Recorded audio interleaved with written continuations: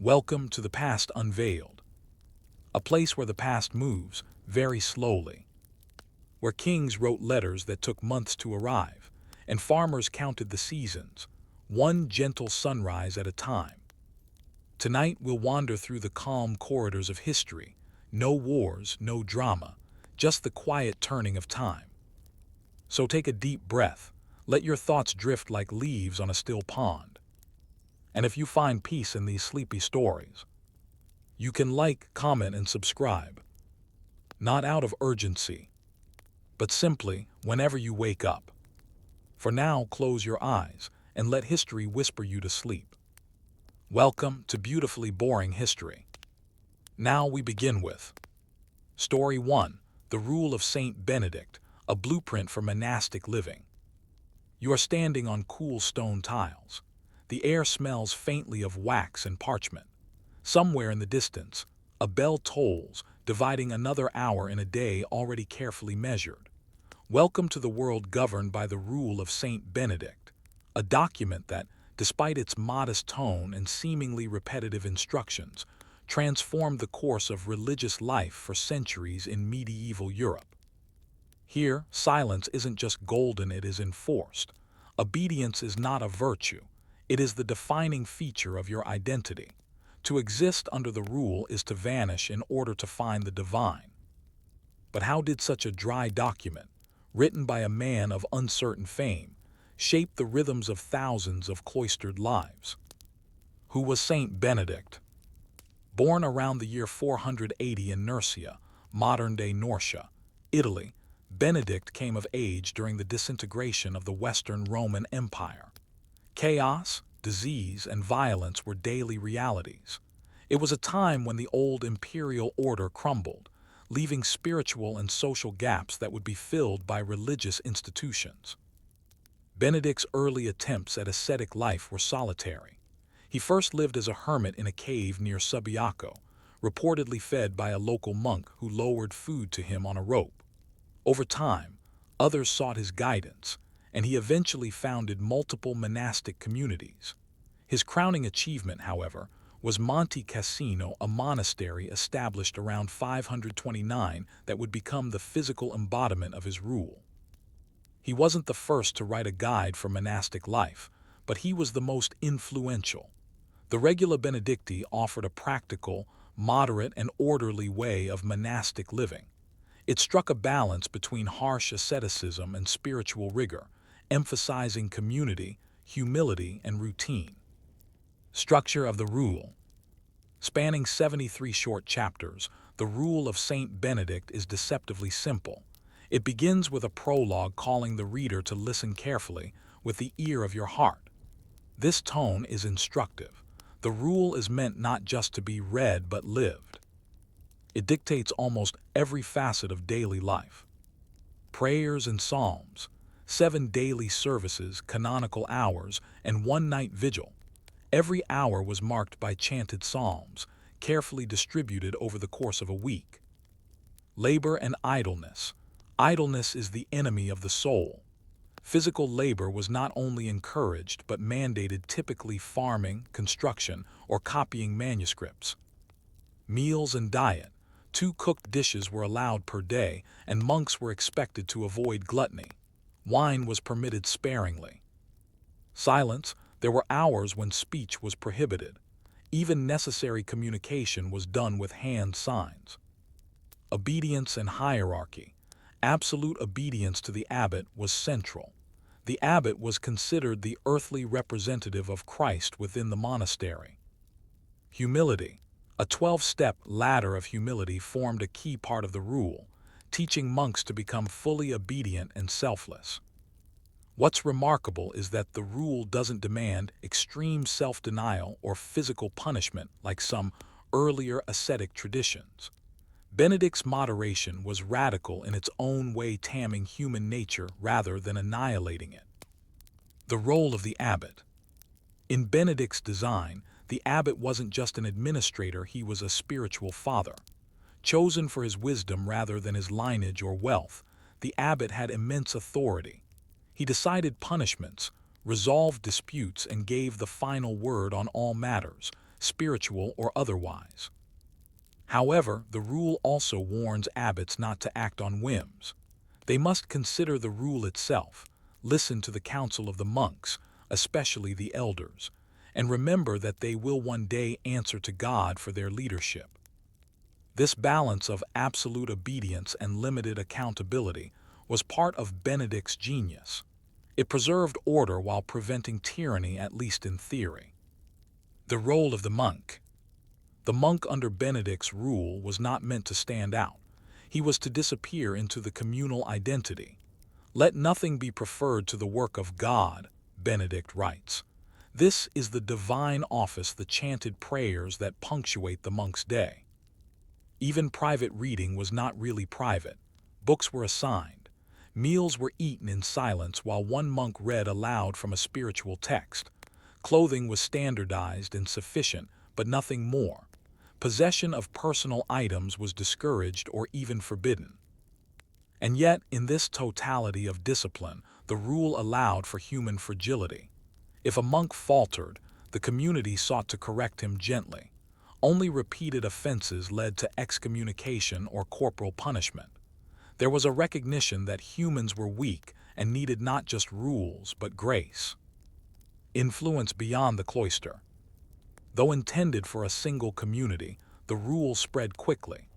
By the 8th century, it had become the standard across much of Western Europe, especially under the support of Charlemagne and his successors, who saw monastic uniformity as key to Christian unity.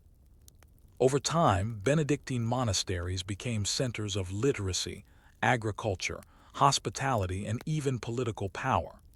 But at its core, the rule continued to ask monks to seek stability, humility, and obedience. A world where time was measured not by the rising of empires, but by the ringing of bells. A world where human will was surrendered to divine order. An unresolved thought. And yet, as the rule gained prominence, so too did its adaptations and distortions. Was this widespread acceptance a testament to its wisdom or the beginning of its dilution?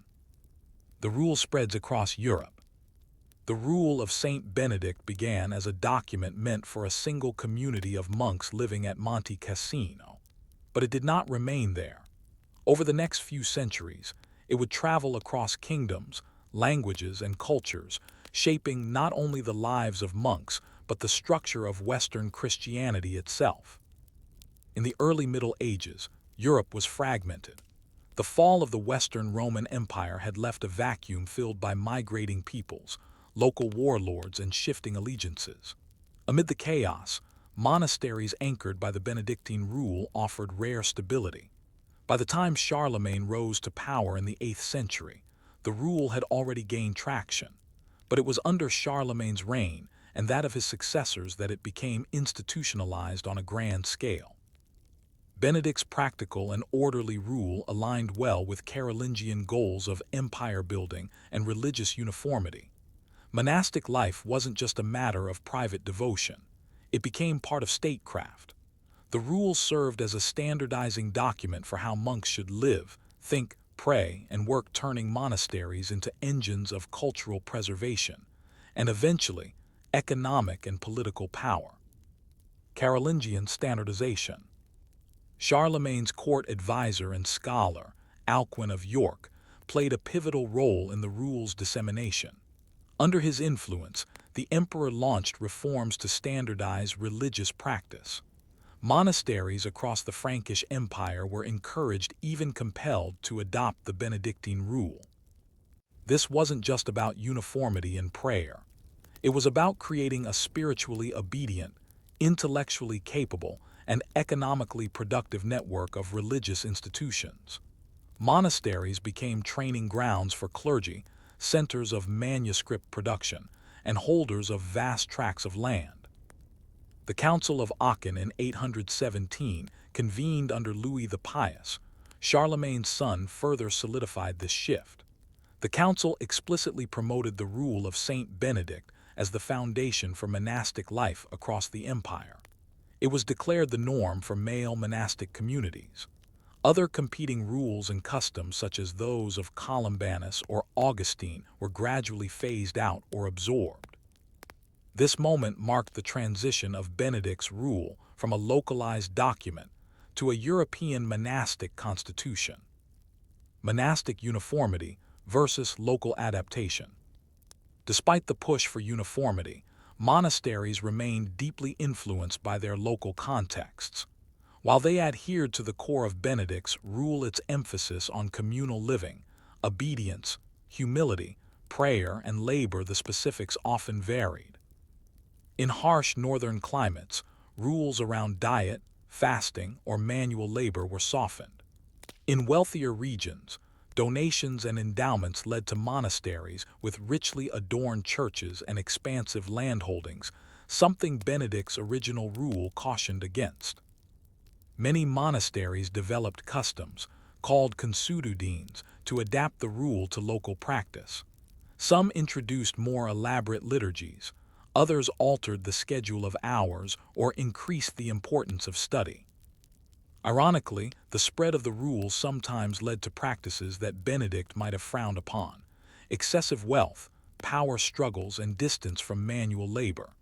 Yet, its core ideals, moderation, stability, and prayer, remained visible. The daily life of a Benedictine monk. By the 9th and 10th centuries, a fully established Benedictine monk could be found in many regions of Europe, from Spain to Germany, from Ireland to Italy. Though geography and resources varied, the daily rhythm under the rule was remarkably consistent. Time was not your own. The monk's day was divided into segments based on the liturgy of the hours. Matins, night office, before dawn. In winter, this might be as early as 2:00 a.m. Lauds around sunrise. Prime, first hour of daylight. Terce, sext, none, mid-morning, midday, and mid-afternoon. Vespers, sunset. Compline, just before bed. Between prayers, monks worked tilling fields, copying texts, cooking, cleaning, or crafting. They read assigned texts, usually in Latin, and followed the abbot's instructions. Meals were silent, accompanied by scripture or the lives of saints read aloud. Portions were modest: bread, legumes, vegetables, occasional fish. Meat from four-legged animals was typically forbidden for monks. Sleep was regulated and usually short, broken by the night office. Even personal reflection and confession were systematized. Everything aimed to channel the monk's soul toward God and away from worldly distraction. The monastery as landowner and employer. One of the most significant but often overlooked aspects of the Benedictine expansion was economic. Monasteries owned land, sometimes a little, sometimes a great deal. In the feudal structure, land was wealth. It meant crops, laborers, and rent. Many monasteries were gifted estates by noble families seeking spiritual rewards in the afterlife or public prestige. Over time, monastic houses became lords in their own right. This led to a complicated relationship between monks and the outside world. On one hand, they were spiritual men who took vows of poverty and detachment. On the other, they managed serfs, collected tithes, and defended their holdings in secular courts. In some cases, monks became absentee landlords, hiring stewards to oversee large domains. Others directly supervised agricultural production, experimenting with crop rotation, animal husbandry, and even water mills. Monastic granges, farming outposts, stretched far from the main cloister. In places like Cluny and Monte Cassino, these economic operations rivaled those of princely courts. Tensions between ideal and reality. By the 10th century, the image of the monk as a humble, barefoot servant of God was already complicated. Many monastic houses had grown wealthy and powerful. Some monks were born into noble families and entered religious life not out of piety, but for political convenience or family strategy. Critics abounded. Reformers within and outside the church lamented the decay of monastic ideals.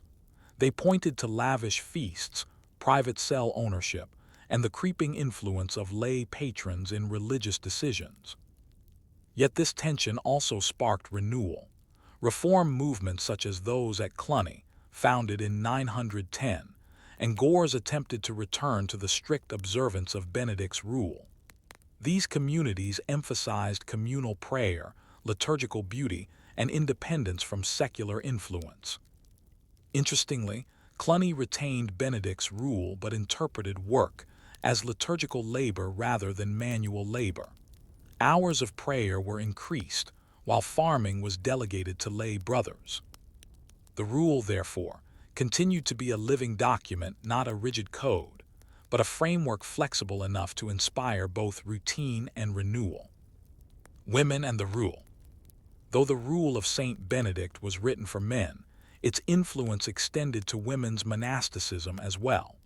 Female communities, though often less documented, adopted Benedict's rule across Europe. Women such as Hilda of Whitby, Hildegard of Bingen, and Leoba of Tauberbiskopfsheim lived lives shaped by its precepts, even as they negotiated the additional challenges of being both spiritual leaders and women in a male-dominated church. Abbesses wielded authority within their convents and sometimes even over mixed communities. The rule's emphasis on obedience and spiritual hierarchy allowed some abbesses to operate with substantial autonomy, particularly in double monasteries, housing both monks and nuns.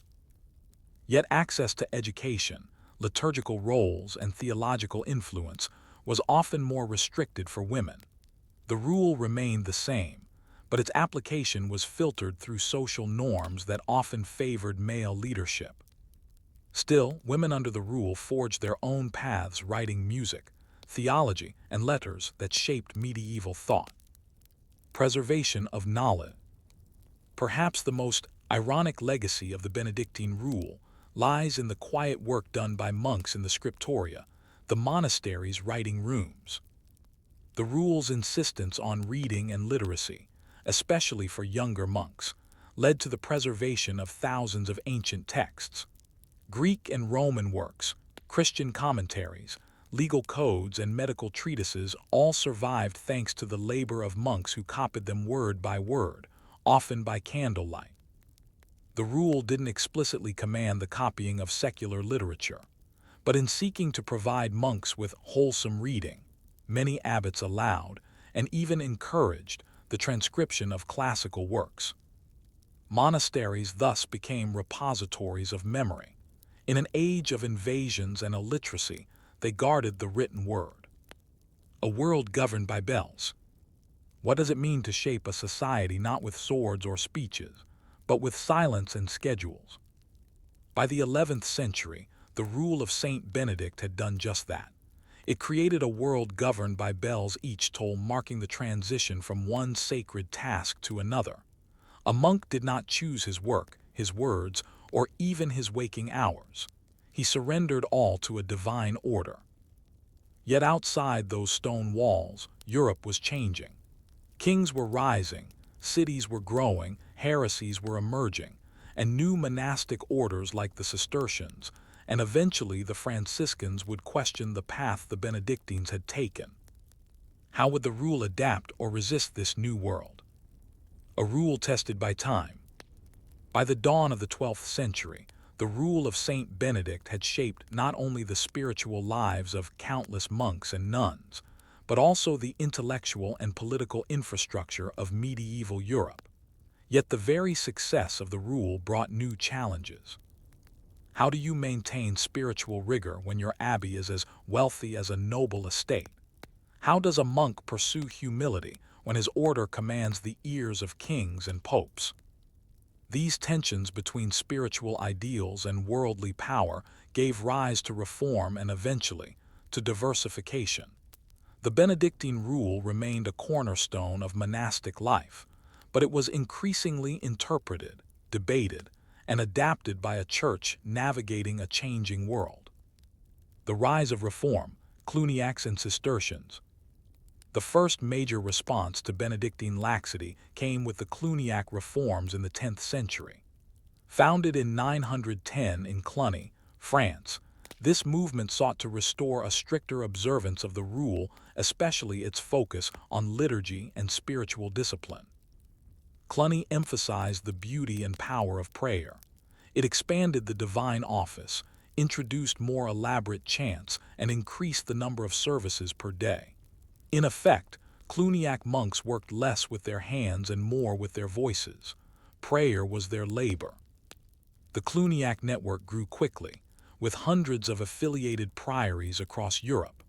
All were ultimately under the authority of the abbot of Cluny, creating a centralized, powerful, and spiritually vibrant monastic movement. But as with all power, success bred complacency. By the 12th century, some viewed Cluny as having traded one form of excess for another, swapping wealth for ritual opulence. Enter the Cistercians. Founded in 1098 at Cytox, this new monastic order claimed to restore the rule of Saint Benedict in its purest form. The Cistercians rejected decorative churches, complex liturgies, and centralized governance. They lived simply, worked the land themselves, and built remote monasteries far from urban centers. Their ascetic approach resonated with a generation weary of ecclesiastical wealth. And with charismatic leaders like Bernard of Clairvaux, the Cistercians became a spiritual and intellectual force across Europe. Though both Cluniacs and Cistercians claimed fidelity to Benedict's rule, their differences revealed the elasticity of the text. What did it mean to work, to be poor, to live humbly? These were not static ideals. Each generation interpreted them anew. The rule and the rise of mendicant orders. The 13th century saw yet another transformation in the religious landscape. Urbanization, economic change, and growing social inequality prompted the emergence of new forms of religious life, most notably the mendicant orders. Unlike monks who lived in cloisters, mendicants such as the Franciscans and Dominicans lived among the people. They preached, begged, and taught. They took vows of poverty but were not bound to a monastery. These new orders did not follow the rule of Saint Benedict. Instead, they wrote their own rules, tailored to an active, mobile life. Still, the shadow of Benedict was long. His emphasis on humility, obedience, and communal discipline informed the structure of these newer communities. In many ways, Benedict had built the scaffolding. Others simply modified the design. The rule through crisis, war, plague, and schism. The later Middle Ages tested monastic institutions severely. The 100 Years, War, Black Death, and Western Schism destabilized Europe, disrupted economies, and shook the moral authority of the Church. Monasteries were not immune. During the Black Death, 1347–1351, mortality rates among monks and nuns were staggering. Communities were decimated. Entire abbeys were left empty or closed. Those that survived often faced a crisis of recruitment. Desperate for new members, some accepted candidates with questionable motives or insufficient training. This weakened monastic discipline. Some abbots struggled to enforce the rule, others abandoned parts of it altogether. In wealthier monasteries, the rule became a formality recited but not lived. Moreover, the increasing involvement of secular authorities in monastic affairs blurred the line between religious and political life. Kings and nobles often appointed abbots as rewards for loyalty. Monasteries became power brokers, not spiritual sanctuaries. Yet even amid decline, the rule of Saint Benedict persisted. It remained the official rule of the Benedictine order and continued to inform religious reformers seeking to return to true monasticism. Printing the rule. The invention of the printing press in the mid-15th century was another turning point. No longer hand-copied in dim scriptoria, the rule could now be reproduced with speed and consistency. The first printed editions of the rule appeared in the late 15th century, and by the early 16th century, it was being translated into vernacular languages. This accessibility gave rise to a new phenomenon, laypeople reading the rule. Though not bound by its requirements, devout Christians, especially members of tertiary orders or confraternities, found in the rule a model for spiritual discipline. Its emphasis on humility, silence, and ordered life appealed to those seeking meaning amid the noise of the early modern world. For some, Benedict's quiet order was a refuge. For others, it was a mirror reflecting the failures of a church grown too comfortable. The Protestant Reformation and the decline of monasticism. The 16th century Protestant Reformation challenged many aspects of Catholic life, including monasticism itself. Reformers like Martin Luther, who had once been an Augustinian monk, rejected monastic vows as unbiblical and unnecessary. Luther's marriage to a former nun, Katharina von Bora, was both personal and symbolic, an act that declared the end of cloistered celibacy as a religious ideal. In Protestant regions, monasteries were closed or repurposed. Lands were seized by local rulers. The rule of Saint Benedict, once the bedrock of Western religious life, was now seen by many as an artifact of a corrupt past. Yet not all was lost. Catholic reformers, particularly those involved in the Counter-Reformation, sought to renew monastic life from within. The Council of Trent, 1545–1563, reaffirmed the value of religious orders and called for the stricter enforcement of their rules. Benedictine communities that survived did so by re-emphasizing education, spiritual discipline, and charitable works. The rule became less a system of control and more a spiritual guide. The rule in the modern era. Remarkably, even into the 21st century, the rule of Saint Benedict continues to shape religious life. Benedictine monasteries remain active on every continent. While they no longer wield political power or manage feudal estates, their commitment to prayer, stability, and hospitality endures. Some modern Benedictine communities have embraced technology, hosting podcasts, offering spiritual retreats online, and using sustainable farming practices. Others operate schools, retreat centers, or theological institutes. The rule's simplicity gives it power. Its call to humility, discipline, and communal life speaks to people beyond religious orders.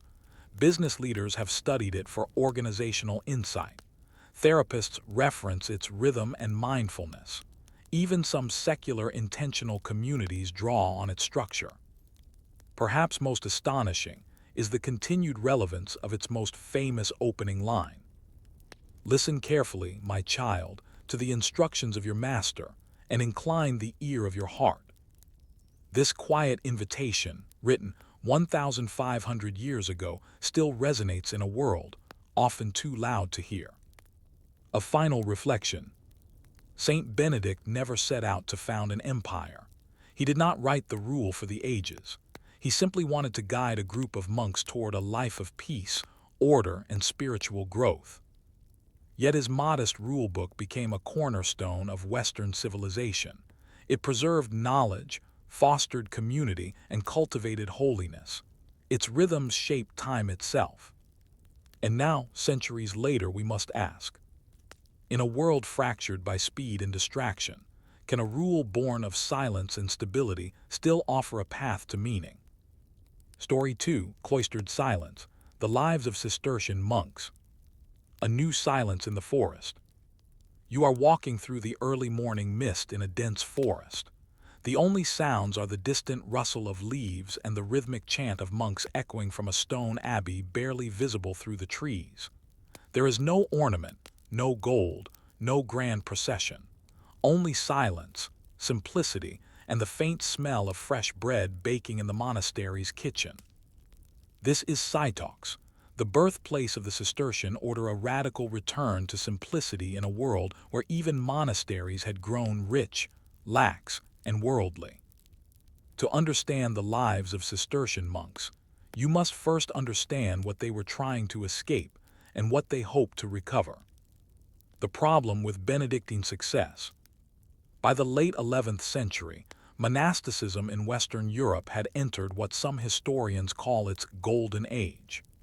Benedictine monasteries, especially those associated with the Cluniac movement, had become rich, influential, and deeply integrated into aristocratic society. They were centers of liturgy, art, and learning, but also of political power and economic wealth. Lavish churches were built, adorned with intricate sculptures, golden reliquaries, and elaborate vestments. Monks no longer worked the land themselves. Labor was increasingly outsourced to lay brothers or tenant farmers. To some, this seemed like the natural progression of a prosperous religious institution. To others, it was a betrayal of the humble life that Saint Benedict had envisioned. One such critic was Robert of Molesme, a Benedictine abbot who yearned for a return to the primitive observance of the rule. In 1098, he and a small group of monks left the Abbey of Molesme and founded a new community in a marshy forest near Dijon-Citox, Cistercium in Latin. This was not a new religion. It was a return to the old ways, or so they hoped. Founding principles of the Cistercians. At the heart of the Cistercian reform was a strict interpretation of the rule of Saint Benedict. Where Benedictine houses had become flexible and locally adapted, the Cistercians insisted on uniformity and rigor. Their foundational values can be summarized in three main ideals: simplicity in all things, architecture, vestments, food, and even liturgy. The ornate traditions of Cluny were rejected. Churches were plain and unadorned, free of stained glass or statues. Monks wore undyed wool habits, giving them the nickname white monks. Manual labor, unlike the Cluniacs, Cistercian monks were expected to till the soil, chop wood, and farm their land. Work was seen not just as a duty, but as a spiritual discipline. Isolation. Cistercian monasteries were intentionally placed in remote, often undeveloped locations. They sought separation from the world and from the temptations of urban or political life. The Carta Caritatis, Charter of Charity, written in the early 12th century, served as the Cistercian constitution. It outlined governance, ensured consistent observance of the rule, and established regular visitations between abbeys to ensure uniform discipline. This system of mutual accountability was innovative. Each Cistercian monastery was autonomous, but all were connected in a web of oversight that discouraged the drift toward luxury or laxity. The role of the lay brother, conversus. To maintain their focus on prayer and contemplation while still working the land, the Cistercians developed a two-tiered system of community life. Alongside the choir monks, those who took full monastic vows and focused on liturgy lived lay brothers or conversi. These men took vows of stability and obedience, but were often from humbler, illiterate backgrounds. They lived under the rule, but their days were dominated by physical labor. Unlike the choir monks, they did not participate in the full divine office. The relationship was symbiotic. The lay brothers allowed the Cistercian monks to remain separate from secular society while still fulfilling their economic needs. In return, the conversi received food, shelter, spiritual care, and a sense of belonging. It's important not to romanticize this division. It was hierarchical, and the lives of lay brothers were often grueling. Yet it reflected a sincere attempt to live the rule without compromise in a complex and growing order. A day in the life of a Cistercian monk. Time in a Cistercian monastery was tightly controlled. Every moment was measured, not by personal preference, but by the divine office, the cycle of prayers that structured the day and night. A typical day in a 12th century Cistercian monastery might look like this.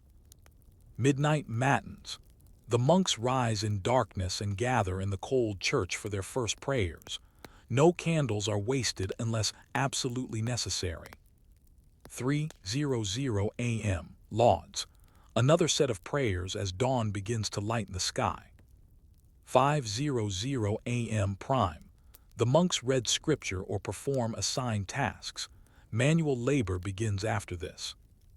Mid-morning terce, more prayer, then work in the fields, mills, or barns. Midday sext and lunch, a silent meal of bread, legumes, and vegetables. Occasionally, cheese or fish. Meat is rare and only permitted in the infirmary. Afternoon none and vespers, more labor than evening prayers. Early evening compline, the final office of the day. After this, strict silence.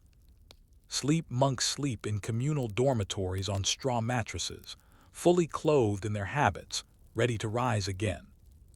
In total, 7 to 8 hours were spent in prayer, 3 to 4 in reading, and 5 to 6 in manual labor depending on the season. Silence was not simply a discipline, it was a way of life. Monks spoke only when necessary and used sign language for most communication. Silence created space for reflection, humility, and the steady presence of God. Bernard of Clairvaux, voice of the Cistercians. No figure shaped the early Cistercian movement more than Bernard of Clairvaux. Born into a noble family in 1090, Bernard entered Cîteaux around 1112 and soon led a group of monks to found a new abbey at Clairvaux. His charisma, intellect, and unwavering zeal quickly made him the most prominent monk in Europe. Bernard preached the spiritual power of simplicity. He denounced worldliness in the church, criticized heretical movements, and even advised popes. Yet he remained deeply committed to Cistercian ideals, writing hymns, theological treatises, and spiritual reflections. He had a complicated legacy. He supported the Second Crusade, criticized the Cluniacs, and was involved in political religious debates of his time. But for the Cistercians, he was a living saint long before his canonization in 1174. Under his influence, the order grew rapidly from a handful of houses in 1110 to over 300 monasteries by the mid-12th century. Economic simplicity and agricultural innovation. Despite their commitment to poverty, the Cistercians became economically successful precisely because of their disciplined labor and resourceful use of the land. Their remote abbeys forced them to be self-reliant. They cleared forests, drained swamps, and turned barren landscapes into productive farmland. They developed granges outlying farms managed by lay brothers to maximize production. The Cistercians are credited with improving water management through complex canal systems, building efficient watermills for grain and cloth production, introducing innovative sheep farming techniques, which contributed to the wool trade in England and Burgundy.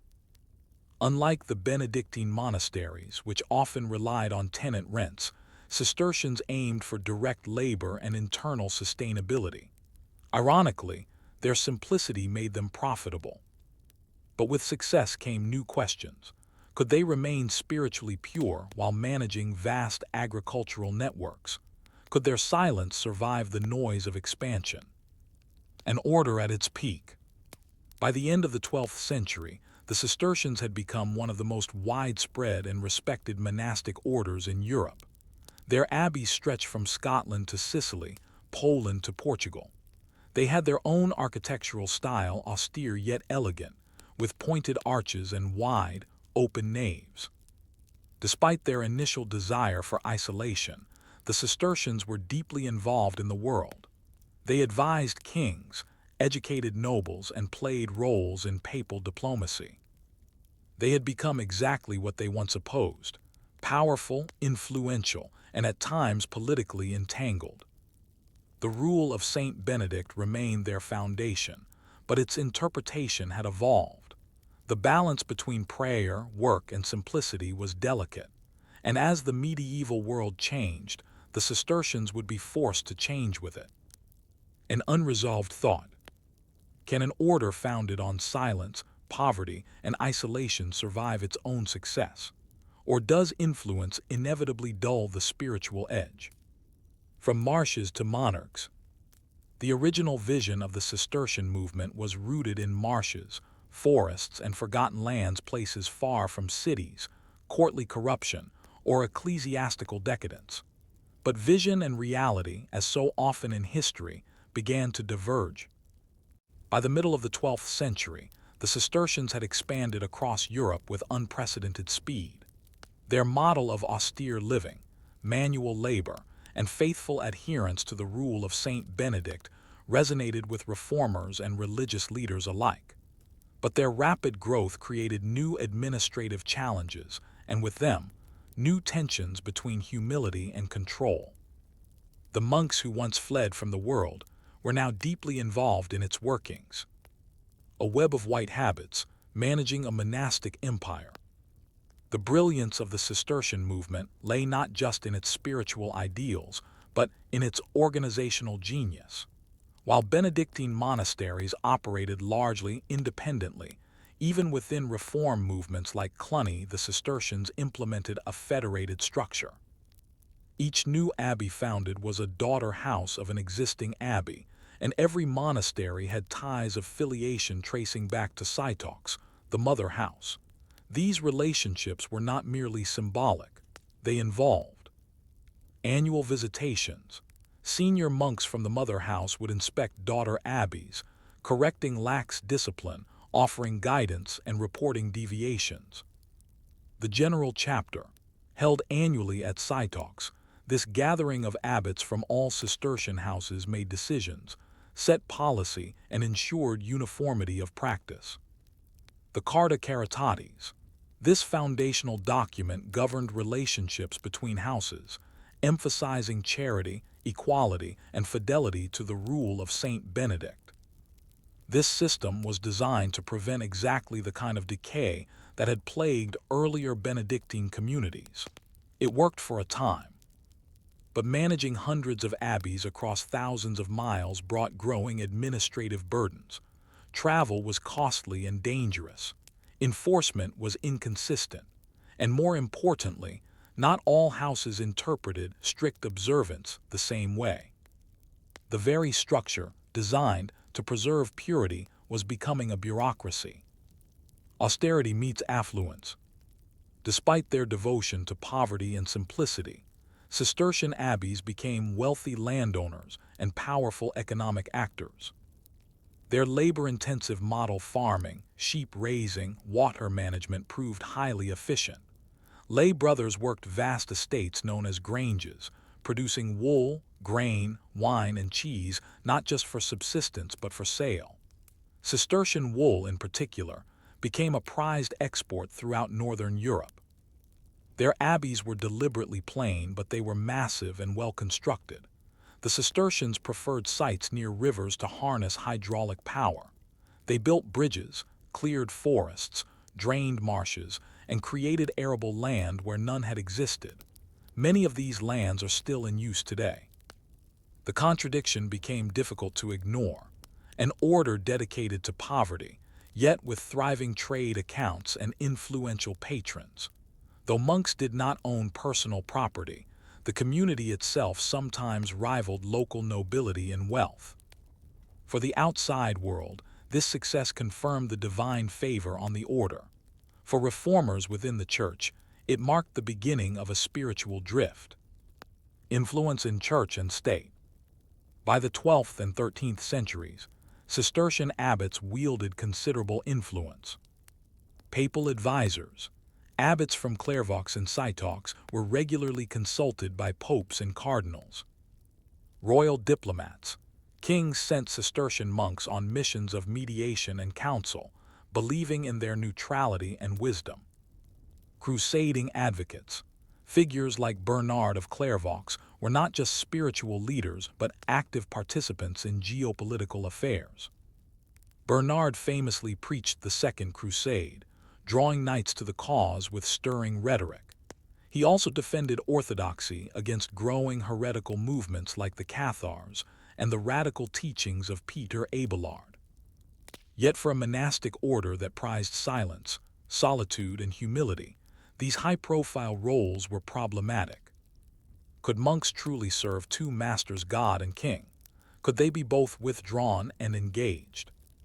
Some Cistercians worried that the order had lost its edge. Others believed that their influence was a divine instrument to reform the church from within. Cistercian women, a quiet parallel. While Cistercian history often focuses on male abbeys, Cistercian nuns played an equally complex and significant role. From the 12th century onward, women began forming communities inspired by Cistercian values. These convents emphasized simplicity in architecture and dress, a contemplative life of prayer, silence, and obedience, service through hospitality and charity. However, unlike their male counterparts, female Cistercian houses were often poorly resourced and administratively isolated. The male general chapter initially refused to include them, arguing that women could not travel to synagogues or be inspected in the same way. Still, communities of Cistercian women thrived, particularly in southern France and the Rhineland. Some nuns, such as Gertrude the Great of Helfta, produced mystical writings and theological reflections of great depth and subtlety. These women lived under the same rule, with similar ideals but often under harsher conditions, fewer protections, and less visibility. Architecture as theology. If Cluniac churches were cathedrals of sound and color, Cistercian architecture was a theology of stone and light. Following the ideals of Saint Bernard, Cistercian buildings reflected plainness over ornament, no stained glass windows, no paintings, no statues. Functionality. Structures were designed to support the liturgical and agricultural needs of the community. Harmony and proportion. Measured elegance that avoided excess but celebrated the order of creation. This architectural style, with its pointed arches, ribbed vaults, and unadorned facades, would influence the development of early Gothic architecture. Cistercian churches were silent, austere spaces. They invited contemplation, not distraction. Even the choice of materials mattered. Pale stone, minimal decoration, and natural light created a spiritual atmosphere rooted in simplicity. But again, success altered intent. Some later Cistercian churches became quite grand, especially in Spain and Portugal, reflecting growing local patronage. Signs of strain. By the 14th century, the Cistercian order began to show signs of internal strain. Too many houses. Expansion had outpaced oversight. Some abbeys grew lax in discipline or isolated from the general chapter. Economic pressures. The Black Death decimated the lay brother population. With fewer hands to farm the land, many abbeys began leasing properties rather than working them, undermining their self-sufficiency. Spiritual laxity. Reports of monks owning personal items, skipping prayers, or engaging in secular disputes became more frequent. Political entanglements. In some cases, Cistercian abbots became pawns in royal and papal power struggles.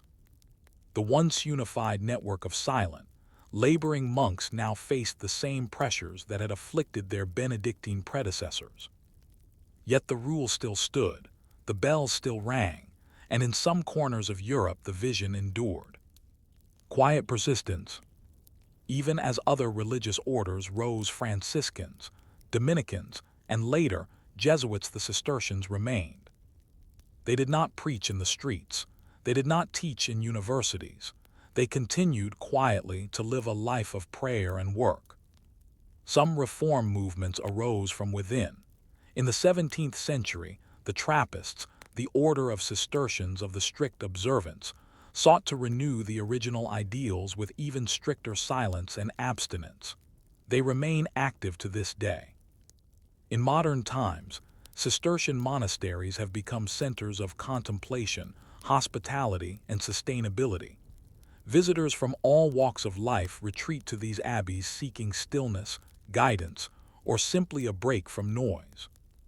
Though fewer in number, Cistercians still wear white habits, rise in the night for prayer, and till the land with quiet dignity. A paradox without resolution. The story of the Cistercians is one of paradox, silence becoming influence, poverty yielding prosperity, isolation inspiring imitation. Did they fail in their original mission or succeed too well? Can an institution built on retreat from the world ever truly escape it? The turning tides. By the beginning of the 14th century, the Cistercian order had reached its high-water mark. With over 700 abbeys spread throughout Europe and deep connections to monarchs, popes, and landholders, it had become one of the most successful and influential monastic institutions in Christendom. But like so many great religious movements, success brought with it fatigue. The forests had been cleared, the swamps had been drained, the abbeys, once so remote, were now near roads and towns. Lay brothers were harder to recruit, and the rigorous lifestyle less attractive to younger generations. The charism of simplicity was being dulled not by outright corruption, but by the slow erosion of time, comfort, and routine. Still the bells rang, the chants echoed, and behind the cloister walls monks sought God in silence. But the world outside was changing, and the abbey could not remain untouched. The Black Death and its aftermath. The arrival of the Black Death in 1347-1351 was catastrophic for Europe. For Cistercian communities, it was spiritually devastating and institutionally destabilizing. Entire monasteries were emptied as the plague swept through cloistered communities. The mortality rate among monks and lay brothers was particularly high, as many cared for the sick both within and beyond monastery walls. Their communal lifestyle, shared sleeping quarters, dining halls, and chapels made isolation impossible. With fewer brothers to farm, pray, and maintain the buildings, many monasteries entered steep decline. Abandoned granges fell into disrepair. Some communities accepted novices with inadequate preparation just to maintain numbers. Others consolidated or closed. In the wake of the plague, the social structure of Europe shifted. Labor became scarce. Wages rose. Peasants had new bargaining power, and the feudal system began to crack. For monasteries long reliant on a stable, obedient workforce, this change was both disorienting and disruptive. The economic model of the Cistercians, based on agricultural self-sufficiency and lay brother labor, was no longer sustainable. Many houses adapted by leasing their lands to tenants or employing paid workers.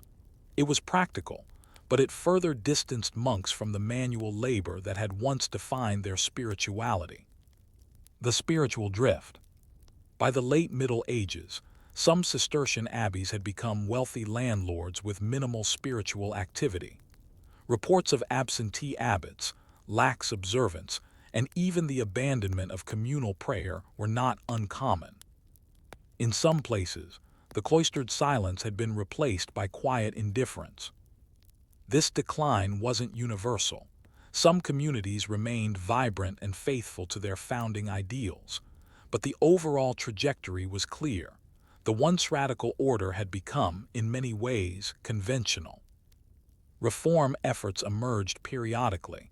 Visitation rules were reinforced. New constitutions were drafted, yet lasting revival was elusive. And then came the Reformation. The Protestant Reformation and the dissolution of monasteries. The 16th century brought profound upheaval to the religious life of Europe. Reformers like Martin Luther and John Calvin challenged the theological foundations of monasticism. They argued that salvation came by faith alone, not through vows, rituals, or cloistered life. To them, monasteries were symbols of a church bloated with wealth and removed from Scripture. In England, Henry VII's break with Rome led to the dissolution of the monasteries, 1536-1541. Nearly all monastic institutions, including dozens of Cistercian abbeys, were seized by the crown. Monks were pensioned off or forced into secular life. Libraries were scattered, churches destroyed or repurposed. In Scandinavia and parts of Germany, similar processes played out. Monasteries were shuttered, their lands absorbed by princes or governments. For Cistercians in Protestant lands, it was the end. But in Catholic Europe, France, Spain, Italy, and parts of Poland, the order survived, and in some cases it began to rediscover its roots. The Trappists and the return to strict observance. In the 17th century, a group of monks at La Trappe Abbey in Normandy sought to restore Cistercian life to its original rigor. They rejected the laxity that had crept into many houses and emphasized silence, manual labor, and penance. This reform movement became known as the Order of Cistercians of the Strict Observance, more commonly, the Trappists. Their reforms included complete silence except for essential speech, bare, undecorated churches, strict dietary rules, no meat, and in some cases no dairy, reintroduction of manual labor as a central element of spiritual life. Unlike earlier reformers, the Trappists did not aim to correct the entire order. They formed a distinct branch, which exists alongside the original common observance Cistercians. Trappist monasteries became known not only for their austere way of life, but also for products crafted in silence: cheese, beer, bread, honey, and other goods. The simplicity and self-reliance of their model found resonance far beyond Catholic circles. The Cistercians in the modern world. In the 19th and 20th centuries, monasticism experienced a modest revival. Romanticism, with its appreciation for medieval history and spiritual mystery, reawakened interest in the monastic ideal. Ruins were restored, abbeys reopened. The trauma of industrialization, war, and urbanization led some to seek solace in ancient rhythms and silent prayer. The Cistercians, and especially the Trappists, offered a spiritual alternative to modern noise. Their houses reopened in Africa, where they built self-sustaining communities in remote regions. Asia, where they blended the rule of Benedict with local traditions of contemplation. The Americas, where monasteries became retreat centers and places of spiritual formation. In places like Gethsemane Abbey in Kentucky, Trappists welcomed seekers, hosted silent retreats, and offered spiritual guidance. The famous monk and writer Thomas Merton brought the order international attention, writing about the tension between monastic withdrawal and worldly engagement.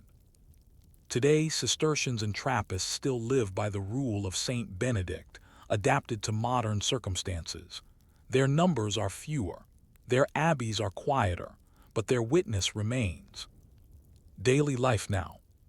A modern-day Trappist or Cistercian monk still follows a familiar routine. Rise before dawn. Attend matins in the dark. Engage in silent prayer, scripture reading, and community work. Eat simple meals in silence. End the day with Compline, retiring in silence. Technology is carefully managed, used only when it supports the rhythm of prayer and work. Internet access is restricted. Entertainment is minimal. Visitors are welcomed but often invited to participate in the silence. Despite the stillness, the modern abbey is not cut off from the world. It offers retreats for laity, who come seeking clarity, rest, or spiritual renewal. Economic sustainability through the production of cheese, beer, soap, and textiles. Ecological stewardship, as many abbeys practice sustainable agriculture and conservation. Their message is quiet but not invisible. In a world of noise, there is still room for stillness. What remains? The Cistercians set out to recover the original vision of Benedictine life: silence, labor, simplicity, and obedience. Over centuries, they achieved much more and lost much along the way. They became powerful, wealthy, and politically involved only to be swept away by forces they could not control. Yet their spiritual DNA remained, and in the quiet corners of the modern world, it still thrives. Their abbeys may no longer dominate the landscape, but they continue to whisper across history that a life ordered around prayer and humility, though hidden, can endure. A final reflection. What can we learn from an order that thrived through silence, faltered in power, and found renewal in obscurity? Perhaps this, that the most lasting influence is often the one least heard. Story 3. Abbey Builders, the Economy and Labor of Medieval Monasteries. Monks with calloused hands. You might imagine a monk kneeling in a chapel, robed in silence, lost in contemplative prayer. But in the medieval world, the average monk was just as likely to be swinging a pickaxe, stirring a pot, or directing plow teams across acres of farmland. The monastery was more than a religious haven. It was a working machine, economic, agricultural, industrial, and architectural. In the words of the rule of Saint Benedict, idleness is the enemy of the soul. It was not enough to pray, one must also work. And so, throughout the Middle Ages, monasteries became among the most efficient and labor-intensive institutions in Europe, building, managing, and sustaining the spiritual and economic heart of Christendom. This is the story of how monks built an economy with prayer in one hand and tools in the other. The landed abbey. Medieval monasteries were some of the largest landowners in Europe. From the earliest foundations in the 6th century, rulers and nobles gave land to abbeys in exchange for spiritual benefits, prayers, memorials, and eternal salvation. These gifts created immense estates, especially for older and more prestigious monasteries. In some cases, the land stretched across multiple counties. The Abbey of Saint-Denis, near Paris, held over 10,000 acres by the 12th century. Glastonbury Abbey in England controlled land from Somerset to Kent. But monks were not idle landlords. These lands were active centers of production. Crops had to be planted, animals tended, orchards pruned, wool sheared, and bread baked. All of this required planning, management, and manpower. And so, behind every cloister, there was a bustling world of workshops, granaries, breweries, barns, gardens, and storehouses. The monastic grain. To manage their holdings effectively, monasteries developed a system of granges outlying farms or production centers, often staffed by lay brothers and managed by stewards. Each grange operated semi-independently, but sent its yield grain, wool, livestock, cheese, wine back to the mother abbey. There were different kinds of granges, depending on geography and focus. Arable granges, focused on cereal production, often using crop rotation and plowing teams. Pastoral granges, used for sheep grazing, wool production, or cattle raising. Vineyards and orchards, especially common in southern Europe, for wine and fruit. Industrial granges, managed mills, forges, or salt pans, especially in regions with natural resources. Monks often experimented with new agricultural techniques, including three-field rotation, improved plowing methods, and drainage of wetlands. Their work laid the foundation for much of Europe's later agricultural development. Lay brothers, the backbone of the monastic workforce. Choir monks followed the full divine office and were largely engaged in prayer, study, and liturgy. But who did the hard labor? Enter the conversi, or lay brothers, men who joined the monastic life not as scholars or clerics, but as workers. They lived in obedience, took vows, and followed the rule, but were not literate and did not participate fully in the liturgy. Lay brothers slept in separate dormitories, ate in different refectories, wore slightly different habits, worked long hours on granges, in workshops or mills. Their labor allowed the choir monks to dedicate more time to prayer and scripture. This division of labor wasn't exploitative in intent. It was based on spiritual roles. Lay brothers were seen as fulfilling the Benedictine mandate of manual labor. Yet over time, it created class divisions within the monastic walls, something that reformers would later criticize. The monastic workshop. Beyond the fields, the medieval monastery was a hub of artisanal production. Most large abbeys included workshops for Blacksmithing, tools, nails, plowshares, hinges. Tanning and leatherworking, shoes, belts, saddles, book covers. Carpentry, doors, carts, barrels, furniture. Masonry, stone shaping for construction and repairs. Weaving and spinning for cloth production. Some monasteries became known for their particular crafts. The wool of English Cistercians was famed across Europe. The wine of Cluny supported trade with Italian merchants. In some cases, monks even produced bricks and tiles, managing their own kilns. None of this was simply economic. Craftsmanship was seen as a form of devotion. A well-made chair or beautifully stitched bookbinding was an offering to God. Monastic construction projects. Monasteries were builders of churches, refectories, cloisters, infirmaries, libraries, and sometimes entire towns. Construction was a continuous part of monastic life. New buildings were needed as the community grew. Stone structures required constant maintenance. Fires, storms, and invasions often damaged abbeys. Monks were involved in every stage. Design and planning, often by the abbot or a master mason. Quarrying and hauling stone. Building walls, vaults, and roofs. Carving and finishing woodwork.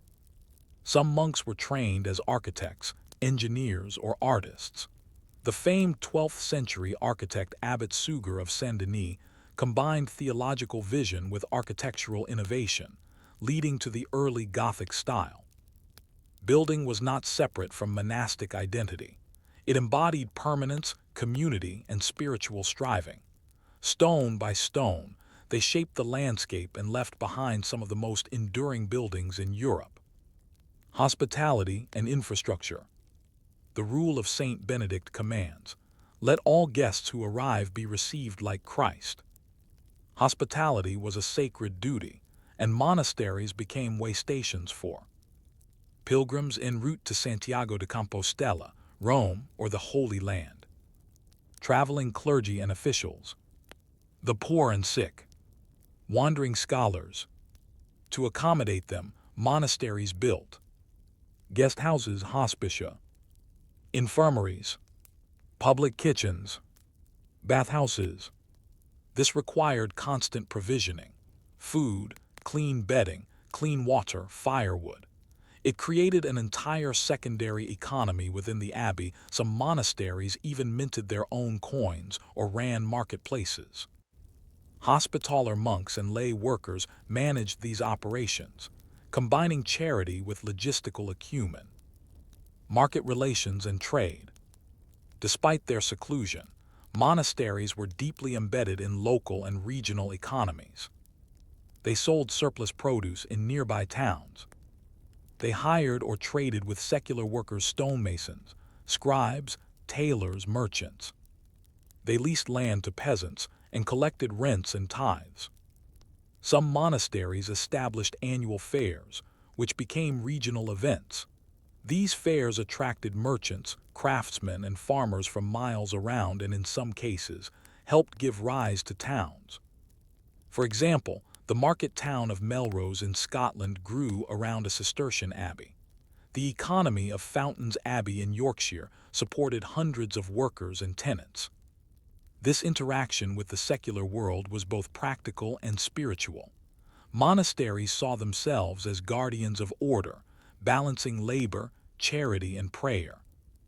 But the more they engaged with the world, the harder it became to preserve their separation from it. A day of labor. Let us pause and walk through an ordinary day at a large Benedictine monastery in 12th century France. Before dawn, the bell tolls. Choir monks rise for matins. Lay brothers stir soon after to prepare the tools and oxen. At sunrise, monks pray lauds and begin work. Some go to the fields, others light the ovens or clean the guest house. By mid-morning, prayers resume with terce. Lay brothers are still at work hauling stones, thrashing grain, or preparing hides. Lunch is taken in silence, bread, beans, and ale. A monk reads aloud from the Rule or the Lives of Saints. After sext, There is more work perhaps repairing the granary roof or sorting parchment for the scriptorium. By evening, prayers continue with vespers, and then compline. The monastery falls into silence again.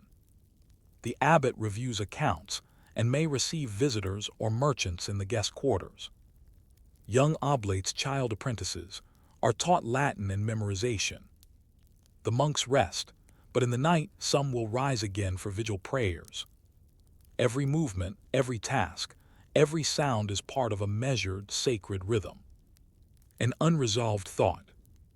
In a world where wealth and work often drove corruption, could the monastery truly remain a place of balance? Or did the very demands of labor and its rewards eventually change the soul of the monastic vision? The accounting of souls and grain. Inside the quiet confines of the cloister, amid the prayers and silence, lay a world of precise record-keeping and economic planning. Though they vowed poverty, medieval monks were skilled managers of vast estates, laborers, and logistical networks. The business of a monastery wasn't driven by profit, but it still needed balance between production and piety, sustenance and salvation. Every sheaf of grain, every measure of ale, every animal birth, and every hired worker had to be documented. Stewards, cellarers, and obedientiaries, monastic officers, each had administrative responsibilities, ensuring the monastery's economy functioned without compromising its religious obligations. It was a fragile balancing act, and it took generations to perfect. Internal administration, a cloistered bureaucracy. Within the monastery, key offices managed different aspects of monastic life and labor. The cellarer managed provisions, grain, wine, food, livestock. He was responsible for the material needs of the community, including servants and guests. The sacrist oversaw the church, vestments, candles, and sacred vessels. The infirmarian cared for the sick and elderly monks. The refectorian managed the dining hall and utensils. The guestmaster received travelers and pilgrims. Each position required not only spiritual commitment but organizational skill. These monks had to know how much barley had been harvested, how many loaves of bread were needed per week, or how much wool could be spun before winter. Most monasteries kept ledger books and cartularies, collections of charters and legal documents. These recorded land transactions, rents, taxes, and the obligations of tenants. The monks may have worn simple robes, but their minds worked like those of seasoned accountants. Tenant farmers and the feudal web. Not all monastic land was worked by monks or lay brothers. Many abbeys owned manorial estates, complete with tenant farmers who paid rent in kind or in labor.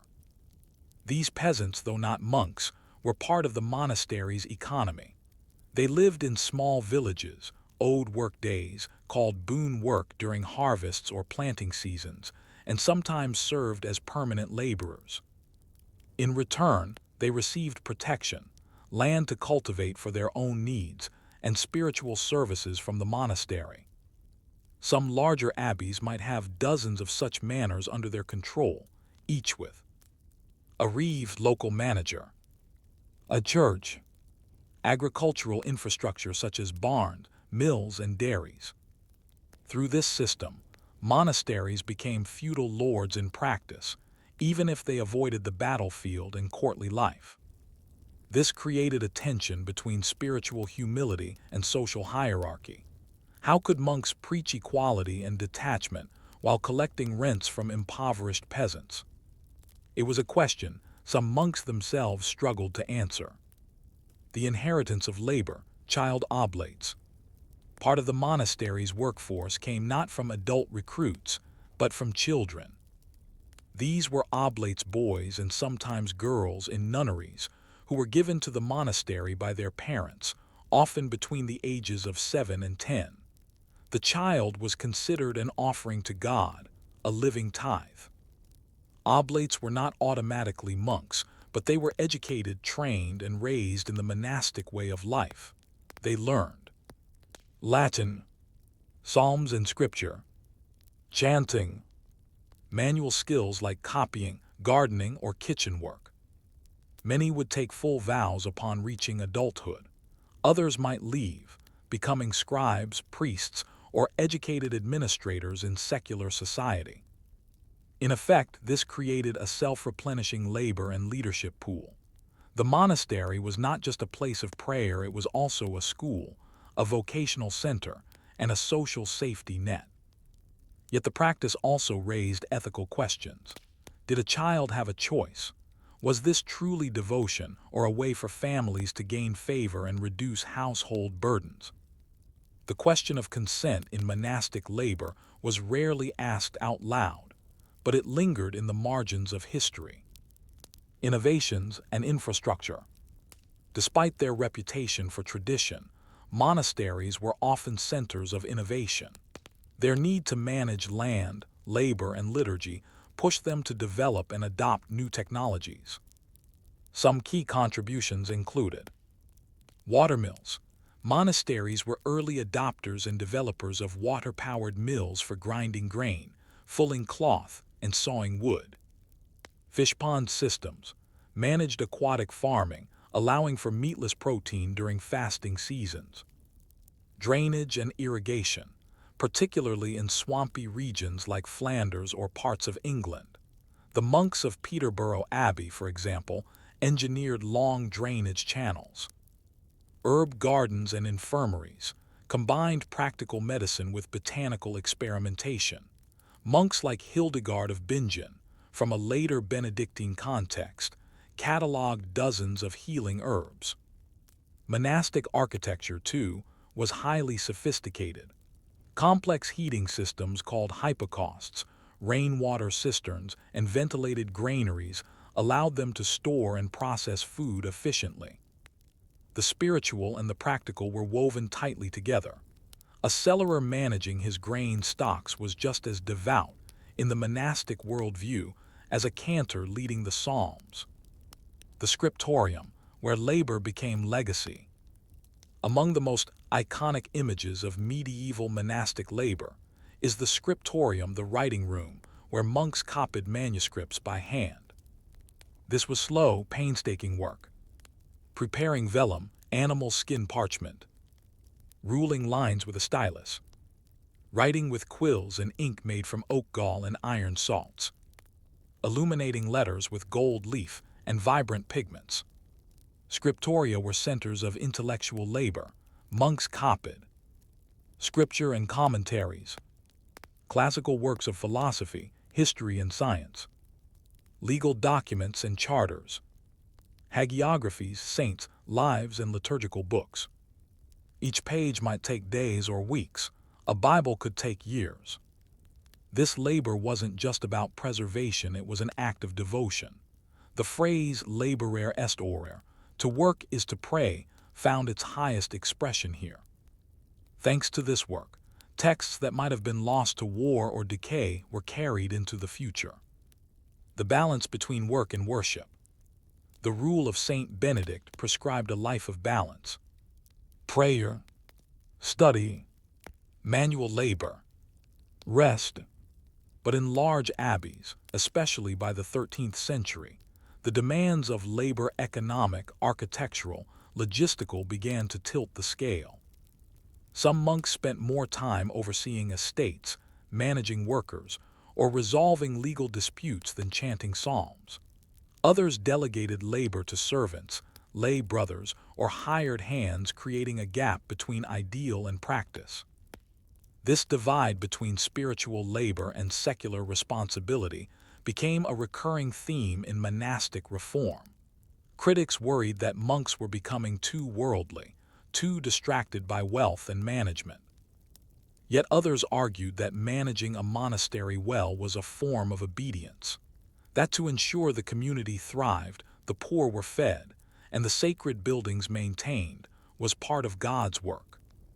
The labor never ended, but its meaning was always evolving. Economic crises and shifts.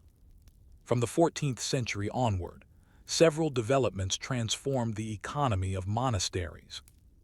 The Black Death, 1347–1351, mass death led to a collapse in labor supply. Many lay brothers died, and tenant populations shrank, undermining the grange system. Urbanization. As cities grew, trade routes shifted. Some monasteries adapted, others declined. Monastic leasing. Instead of managing granges directly, many abbeys began leasing their lands to lay tenants. This generated revenue with less oversight but disconnected monks from the land. Coin economy. As money replaced barter, monks became landlords more than farmers. They hired accountants, paid taxes, and managed rents. Rising lay literacy. Secular scribes, lawyers, and clerks began to replace monks in many administrative functions. By the late Middle Ages, the monastery's role in the economy had changed. It was still a place of prayer, but its grip on land, labor, and local infrastructure had weakened. Some welcomed the change, others mourned it. An unresolved thought. As the monks stepped back from their fields and workshops, did they lose something more than just a tool or a skill? Could a life of prayer remain whole when its hands no longer touched the earth? The cracks in the stone. It is the early 16th century. A monk in England walks along the cloister, passing under centuries-old arches carved by his long-dead brethren. The granaries are full. The guest house is quiet. The bell rings as always. But beyond the stone walls, the world is shifting socially, economically, spiritually. The once thriving economy of the medieval monastery is beginning to crumble. Not with a single blow, but with 1,000 small fractures. Demographic collapse, economic strain, internal laxity, and the rising tide of reform and revolution. The labor that once gave monasteries their power and spiritual rhythm has become harder to sustain. The medieval monastery, that intricate machine of prayer and productivity, is entering its twilight. The decline of the grange economy. The grange system, once the core of monastic self-sufficiency, began to weaken by the late 14th century. Several factors contributed to its decline. Depopulation from the Black Death, 1347–1351, drastically reduced the number of lay brothers and tenant farmers. Many granges lacked the hands needed to operate efficiently.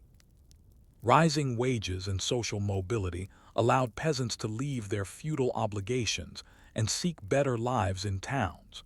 Serfs became scarce, and free laborers were less tied to monastic authority. Urban markets and merchant networks grew stronger, offering more dynamic and competitive economic opportunities than isolated rural abbeys could match. Agricultural specialization shifted, grain prices fell, and wool became unstable. Monasteries struggled to adapt to the new market economy. As a result, many monasteries abandoned direct management of their estates and began to lease lands to secular tenants. While this generated steady income, it marked the end of monastic labor as a lived, spiritual discipline. The hands-on economy was giving way to landlordism. Monks became rent collectors more than farmers, observers of the land, rather than its stewards. From work to wealth. This economic shift led, in many places, to a growing disconnect between the monastic ideal and the lived reality. As monasteries lost their role as laborers and producers, they became increasingly associated with landed wealth, accumulated relics and treasures, political influence through abbatial appointments, lavish guest accommodations, and clerical benefices. Some monasteries maintained strict discipline and spiritual purpose. Others became, in the eyes of critics, little more than religious estates for elite clerics. By the 15th century, satire and complaint about monastic excess were common themes in sermons and popular literature. In England, John Wycliffe and the Lollards accused monasteries of hoarding wealth while neglecting Christ's call to humility. A monk once measured his day in psalms and harvested barley. Now, some were said to measure it in coin, connection, and comfort. The Reformation and the end of labor. The Protestant Reformation, beginning in 1517, shook the very foundations of medieval religious life and the economic system that sustained it. Reformers like Martin Luther argued that monastic vows were unbiblical, that salvation came through faith alone, not through works or communal ritual. The monastic life, once seen as a holy vocation, was increasingly painted as useless at best, corrupt at worst. In England, the most dramatic rupture came not from theology, but from the crown. Between 1536 and 1541, Henry VIII, seeking to consolidate power and wealth, ordered the dissolution of the monasteries. Over 800 religious houses were closed. Abbey lands were seized, libraries scattered, monks pensioned off or expelled. The economic heart of English monasticism, its labor, its fields, its workshops, was torn out. Elsewhere in Protestant Europe, Scotland, Germany, Scandinavia, monasteries were also suppressed, repurposed, or secularized. Their lands went to the crown or noble families. The intricate network of religious labor, hospitality, and local service unraveled. Monasteries that had fed thousands, cared for the sick, and built economies over generations were now abandoned shells or transformed into manor houses, prisons, or schools. The physical legacy, stones that still speak. Even where monastic life vanished, its material footprint remained. Across Europe today, you can still find ruined abbeys with collapsed naves and open cloisters, overtaken by ivy and silence. Converted buildings still bearing marks of chapter houses, refectories, and scriptoria. Fields and drainage system that trace their origin to centuries-old grange layouts. Bridges, roads, and mills first engineered by monks. These remnants are not simply romantic ruins. They are archaeological evidence of an economy driven by faith, one that shaped the landscape as much as it shaped souls. The silence of the cloister was matched by the noise of carts, hammers, bells, and sheep. The land remembers them all. The spiritual legacy of labor. Despite the physical destruction, the spiritual memory of monastic labor did not disappear.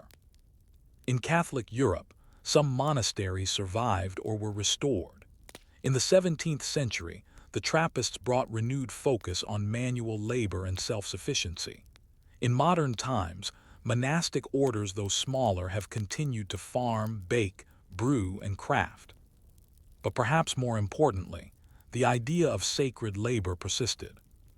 That work could be prayer, not just obligation. That community economies could thrive without exploitation. That silence and effort, when ordered by rhythm and ritual, could nourish both body and soul. This concept influenced later social movements, guild traditions, and even aspects of socialism and agrarian reform. Long after the dissolution, the monk's model lived on not in robes, but in the ethics of work, discipline, and purpose. A monastery reimagined. In the 21st century, a few abbeys still hum with quiet industry. You may find monks and nuns tending organic gardens using sustainable methods, brewing Trappist beer or making cheese, running guest retreats for exhausted city dwellers, publishing spiritual texts, often produced by hand. Though fewer in number, their work continues. Their products bear not just the mark of quality, but of a way of life, steady, repetitive, reflective. Modern consumers may not know the rule of Saint Benedict, but they can taste it in a carefully aged wheel of cheese or a loaf of crusty monastery bread. Reflections on lost labor. The story of monastic labor is not simply about agriculture or architecture. It is a cultural and spiritual testament. It asks enduring questions. Can a community balance work and prayer? Can wealth be managed without corrupting virtue? Can a society value silence, humility, and long work in an age of speed and spectacle. The monks believed it was possible, and for centuries they made it so. Their world may have crumbled under the weight of politics and time, but their legacy still lingers in fields, books, and the enduring idea that work can be sacred. A final reflection. The monastery once stood as a fortress of faith and labor. Its walls now lie in ruin, but the rhythm of its bells, the echo of its tools, and the simplicity of its life, do they not still call us, even faintly, in a world that has forgotten how to work slowly? Story 4. Illuminated Devotion. The Scribes of the Scriptoria. Where silence speaks in ink. Imagine a long wooden desk, polished by time and fingertips, lit by the muted glow of a high, arched window. A hooded figure bends low, hand steady, quill gliding carefully over calfskin parchment. Hours pass in silence save for the occasional creak of a stool or the soft scratch of pen on page. This is the scriptorium, the writing room of the medieval monastery. Here silence took form. Here letters became liturgy. Here monks, many of whom would never preach a sermon or debate theology, preserved the memory of civilizations, word by painstaking word. While armies marched and kings ruled in noise, monks wrote in quiet, and by doing so, they carried history forward. The rise of the scriptorium. In the early medieval period, following the fall of the Western Roman Empire 5th century, much of Europe's classical knowledge was at risk of disappearing. Cities shrank, schools closed, literacy declined, papyrus imports from Egypt ceased, and parchment became the new standard, more durable, but more expensive and labor-intensive. In this vacuum, monasteries became the new centers of literacy and learning. It was not because monks set out to preserve culture. It was because they needed texts, Bibles, prayer books, hagiographies, rules, commentaries to function spiritually. They read scripture daily, chanted from psalters, and needed guidance on doctrine. So they began copying. What began as necessity became vocation. By the 7th century, scriptoria, literally writing places, were standard features in most large monasteries, especially across Ireland, England, Gaul, and the Germanic world. The layout of the scriptorium. Scriptoria varied in size and structure, depending on the wealth and purpose of the monastery. In smaller houses, scribes might copy texts in the cloister walkways or in a spare cell, but larger abbeys, such as Monte Cassino, St. Gall, or Wearmouth Jarrow, had dedicated scriptoria, often located on the south side of the cloister for maximum sunlight. Typical features included stone desks or long wooden benches, small windows or lamps for light, cupboards for ink, quills, pumice, and knives, armaria book cabinets or presses for finished volumes, tables for drying and pressing finished sheets. Temperature and humidity had to be carefully managed. Parchment was vulnerable to curling and ink to smudging. Cold hands meant crooked lines. Scribes sometimes worked with fingerless gloves and used warmed stones to keep the ink flowing. Despite the silence, the scriptorium was a place of intense concentration and discipline. The work was not creative in the modern sense, it was reproductive. Accuracy, not originality, was the goal. The scribe's tools.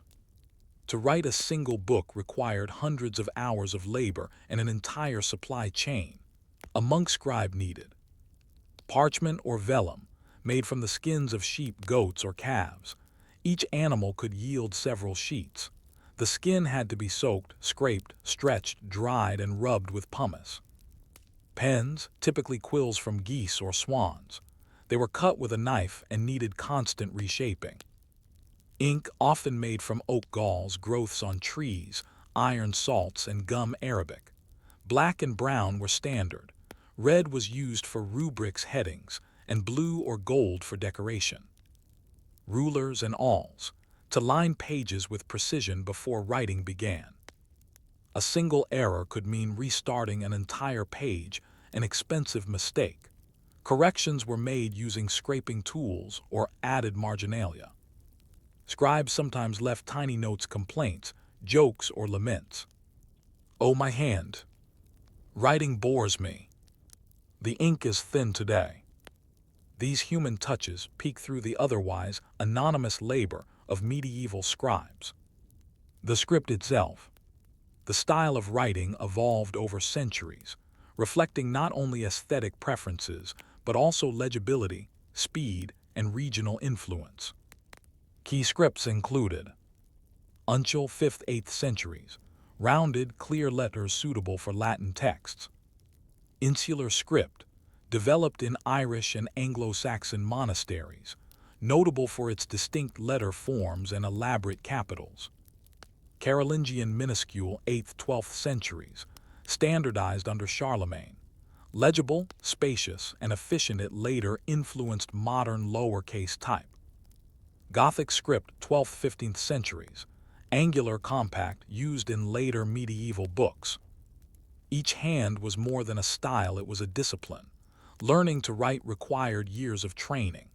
Every stroke was part of a tradition, every margin obeyed rules, and every manuscript bore the identity of its house.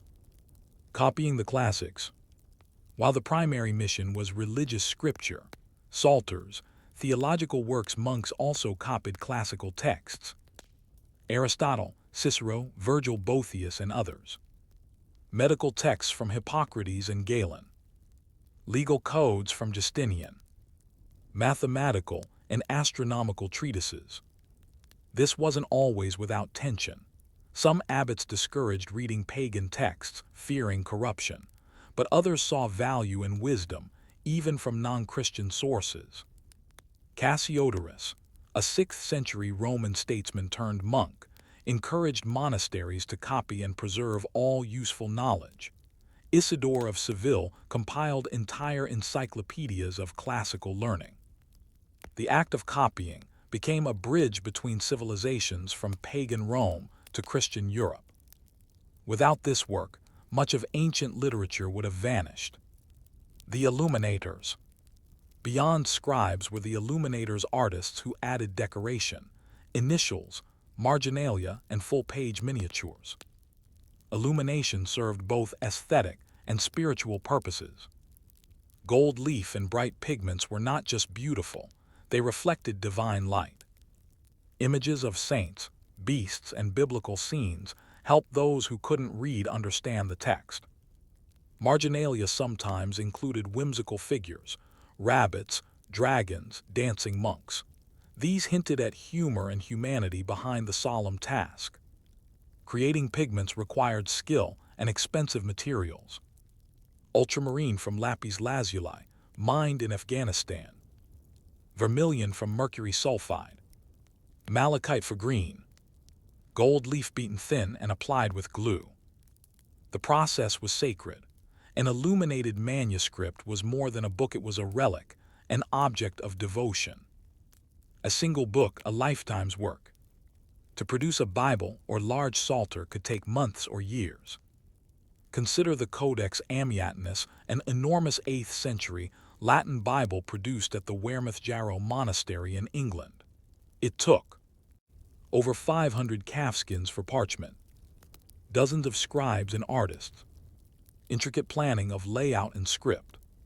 It was then carried by foot from England to Italy as a gift to the Pope.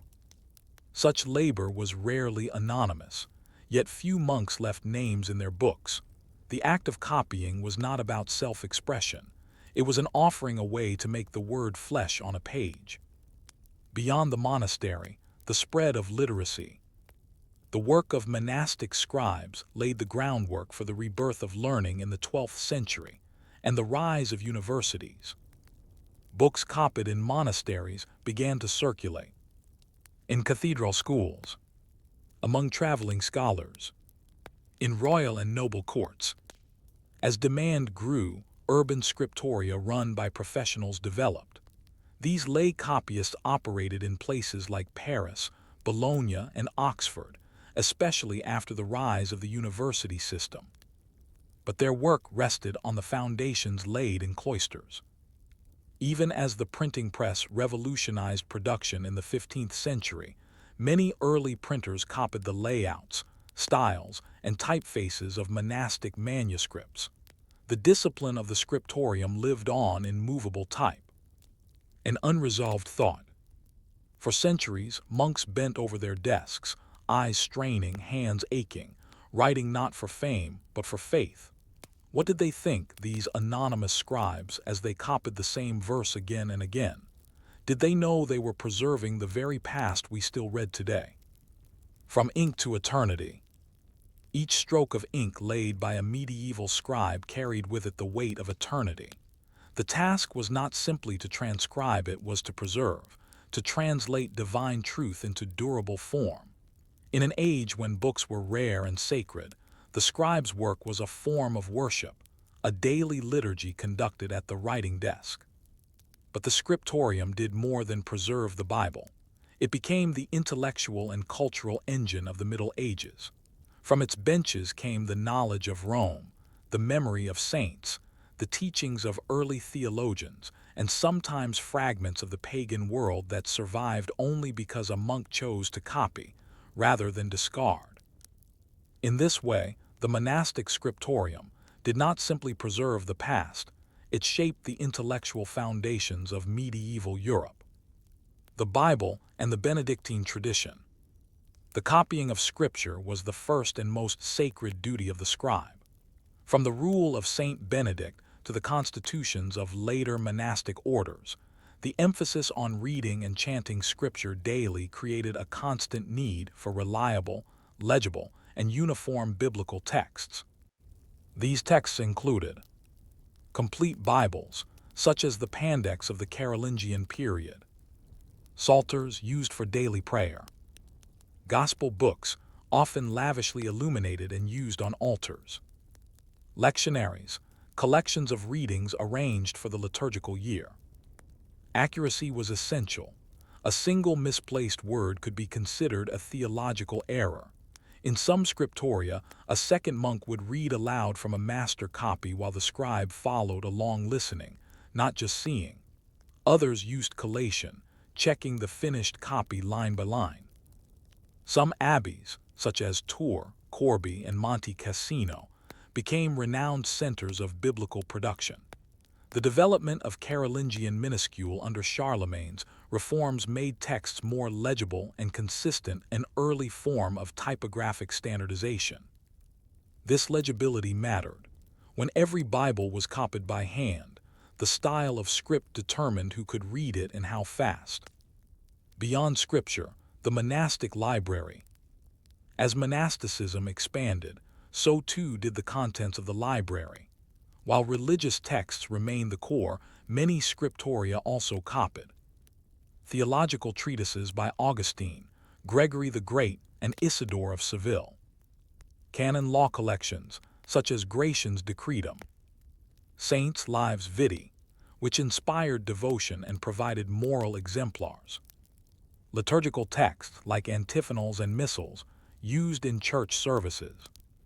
Chronicles and annals, recording local history and major events. But some monks, especially during the Carolingian Renaissance 8th-9th centuries and the 12th century intellectual revival, ventured further afield. They preserved and copied texts of classical philosophy, Plato, Aristotle via Boethius and later translation, Cicero. Mathematics, Euclid, Boethius's Arithmetic, treatises on the abacus. Astronomy and astrology, works by Ptolemy or Arabic commentators. Medicine, Galen, Hippocrates and Salernitan manuals.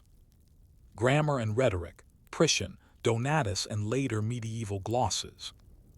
This blending of Christian and classical traditions would eventually lay the groundwork for scholasticism and the rise of medieval universities. In some cases, the only surviving copy of a classical text today is the result of a single monastic scribe's effort centuries ago. Intellectual exchange across borders. The scriptorium was not a sealed room. Ideas, books, and manuscripts moved across borders, traded, gifted, or carried by traveling monks and scholars. For example, Irish monks brought insular texts and scripts to continental Europe in the early medieval period. Carolingian scholars, under Charlemagne and Alcuin of York, copied and disseminated Roman legal and philosophical works. Contact with Islamic Spain and the Crusader East introduced Latin Europe to Arabic and Greek scientific texts, which were translated and recopied in monastic settings. Monasteries in places like Toledo, Monte Cassino, and Salerno became nodes in a transcultural network of intellectual transmission. These exchanges required new skills. Multilingual reading, Latin, Greek, sometimes Arabic or Hebrew. Glossing, adding marginal commentary to explain or debate passages. Compilation and abbreviation, creating new works from older ones. Thus, the scriptorium evolved from a copying room into a site of synthesis, where tradition met interpretation. The art of glossing and the rise of marginalia. As texts grew in number and complexity, monks began to annotate them, writing notes in the margins, between the lines, or in separate glossaries. This was not idle scribbling, it was an intellectual dialogue. Glosses could include translations of difficult Latin terms, explanations of theological ideas, cross-references to other texts, critical commentary or disputes. By the 12th century, glossing had become a scholarly genre in itself. The glossa ordinaria, a standard commentary on the Bible, was copied and studied across Europe. Marginalia also included more whimsical additions. Doodles, poems, jokes, observations on weather, hunger, or boredom. In this way, the medieval manuscript became a palimpsest of minds: the original author, the scribe, the reader, the community. It was a social document, even when made in silence. Women in the scriptorium. Though most scriptoria were male spaces, nunneries also housed active scribes, especially in the early and high Middle Ages. Notable examples include Hildegard of Bingen, who composed music, wrote theological and scientific texts, and likely directed scribes in her abbey. Hritzvitha of Gandersheim, a 10th century canonist who wrote plays, histories, and poems. Herad of Landsberg, who compiled the Hortus Deliciarum, a richly illustrated encyclopedic work for her nuns. Many women's convents maintained libraries, copied psalters and devotional works, and educated girls in reading and writing Latin. The scriptorium offered them not just spiritual enrichment, but a rare avenue of intellectual agency. Institutional identity and colophons.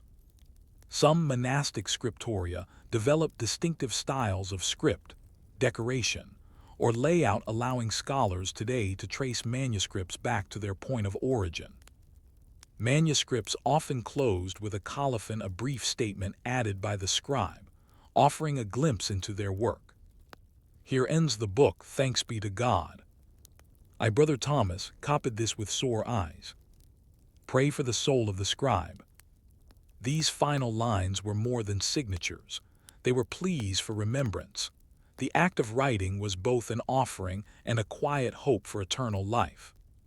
The scribe labored in anonymity, but not invisibility.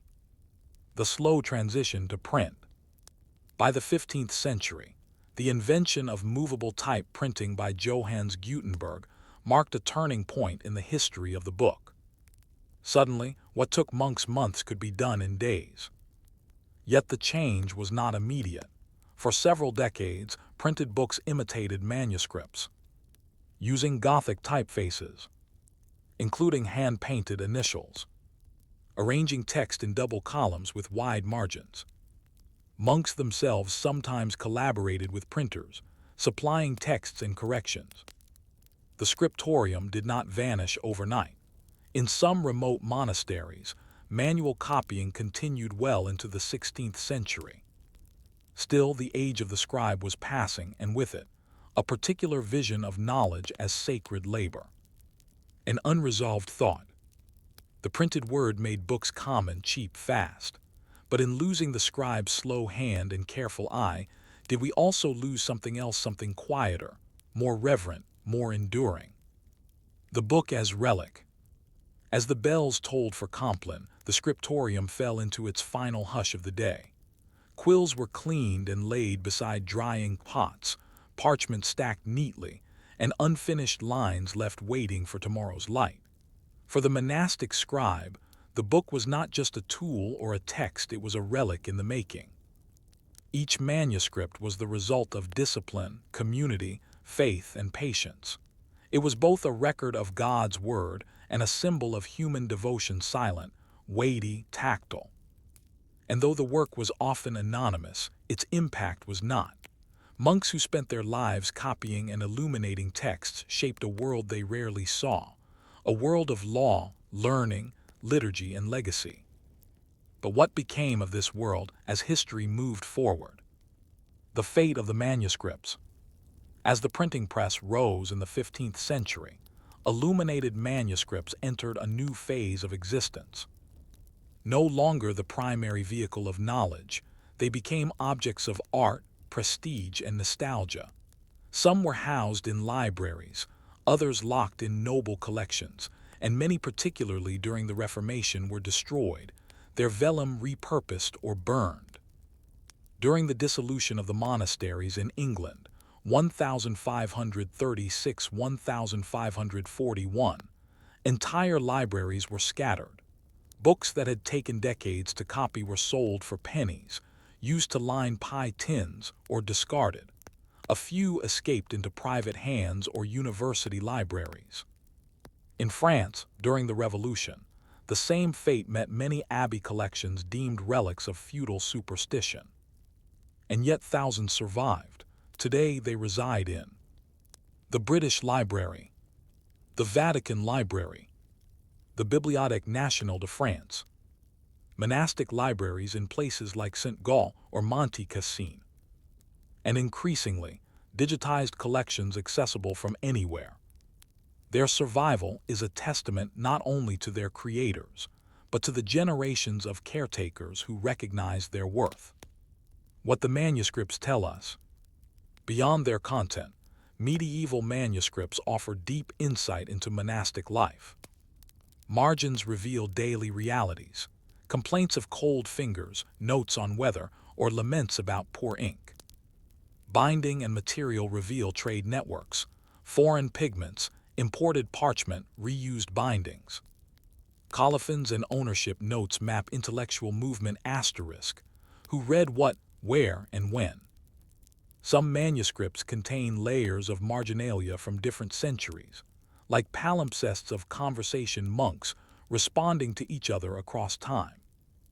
Others reveal cultural exchanges, Greek texts translated into Latin, Arabic treatises annotated by European monks, Irish illumination techniques appearing in Italian texts. Through them, we hear the quiet conversation of Europe across generations, held not in voice but in ink. A lasting aesthetic. Though modern books no longer carry gold leaf or painted saints in their margins, the visual language of the scriptorium lives on. The drop cap at the start of a chapter, the two-column page layout, the table of contents, even the phrase illuminating an idea. All of these descend from monastic scribes. The careful logic of the manuscript page became the blueprint for printed books and eventually digital layouts. Even in a screen-lit world, the influence of candlelit scriptoria remains. The monastic ideal of knowledge. For the monastic scribe, knowledge was not about acquisition, ambition, or innovation. It was about transmission and transformation. To copy a psalm was to hear it more deeply. To write the Rule of Saint Benedict by hand was to internalize its rhythm. To illuminate the life of a saint was to imitate it in silence. This introspective relationship to learning stands in contrast to the fast-paced, extractive approach of later centuries. It raises a quiet challenge. Can knowledge be holy? Can reading be a discipline as well as a delight? In the monastery, the answer was always yes. Modern revivals. Despite the passage of time, some modern religious communities continue the work of scriptoria. At monasteries like Mount Angel Abbey in Oregon, St. John's Abbey in Minnesota, Solismes Abbey in France, Tintern Abbey, now a ruin but remembered. The tradition of writing, illuminating, and binding books by hand is being maintained or revived not for necessity, but for meaning. The St. John's Bible, completed in 2011, was the first handwritten, illuminated Bible commissioned by a Benedictine monastery in 500 years. It was written on vellum, using traditional methods, and features modern artistic interpretations alongside ancient techniques. It serves as a bridge between the medieval and the modern, proof that the scribe's vocation still whispers in our technological world. Lessons from the scriptorium.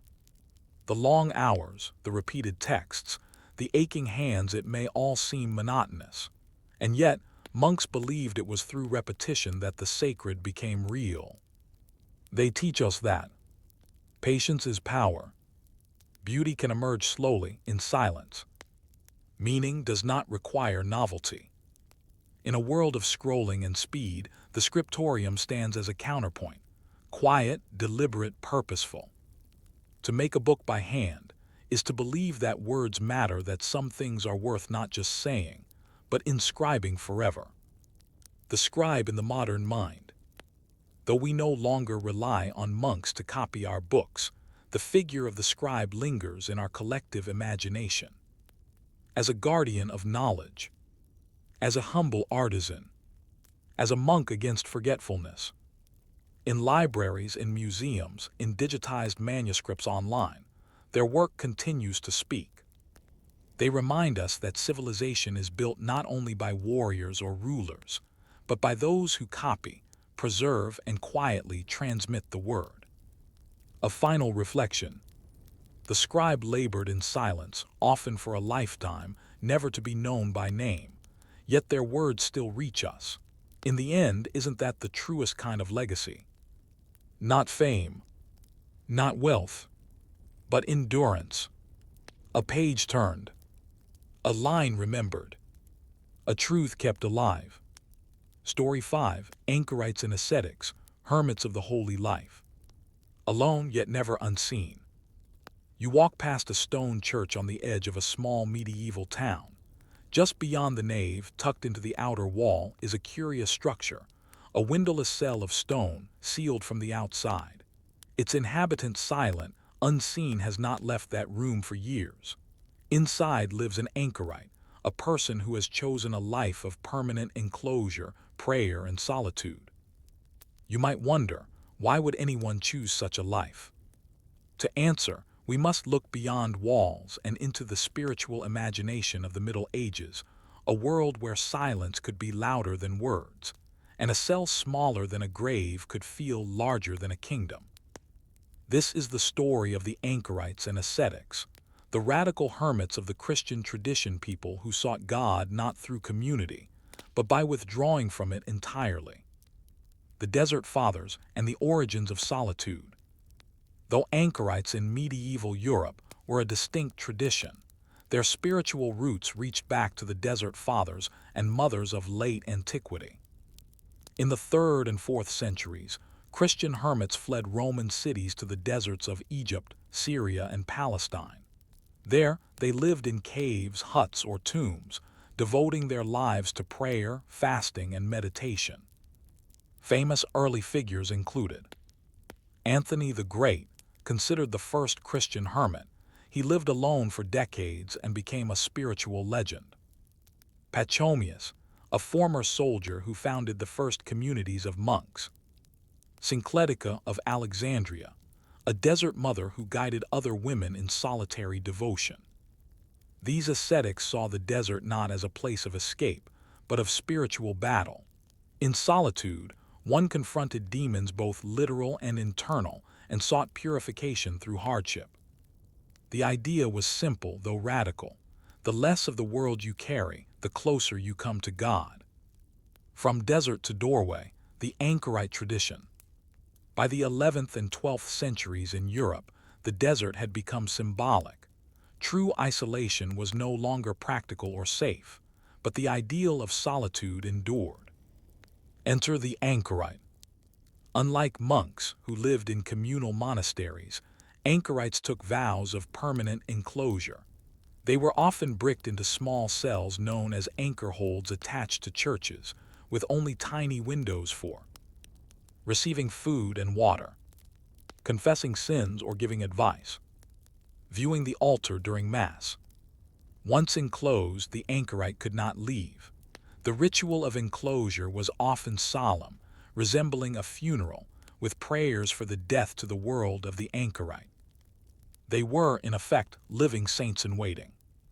Some anchorites lived for decades in such conditions, becoming local spiritual advisors, objects of veneration, or even informal confessors for the laity. The life within the cell. What was daily life like for someone who never left a single room? A typical anchorite cell included a small bed or mat, a crucifix or icon, a desk for reading and writing, a waste receptacle discreetly removed, a squint or narrow window facing the church altar. They followed the liturgy of the hours, prayed constantly, and practiced self-denial through fasting and bodily discomfort. Some wore hair shirts or slept without blankets. Meals, usually simple bread, beans, or porridge, were passed through a serving window by an assistant or servant. Anchorites had no personal possessions, and many wrote or received letters, often maintaining spiritual correspondence with nobles or clergy. It was a life of profound routine stillness, silence, prayer, and occasional communication with the world they had formerly left behind. Famous anchorites and their influence. While many anchorites lived anonymous lives, a few became widely known for their sanctity and influence. Julian of Norwich, 1342, c. 1416. Arguably the most famous female anchorite, Julian lived in a cell attached to the Church of St. Julian in Norwich, England.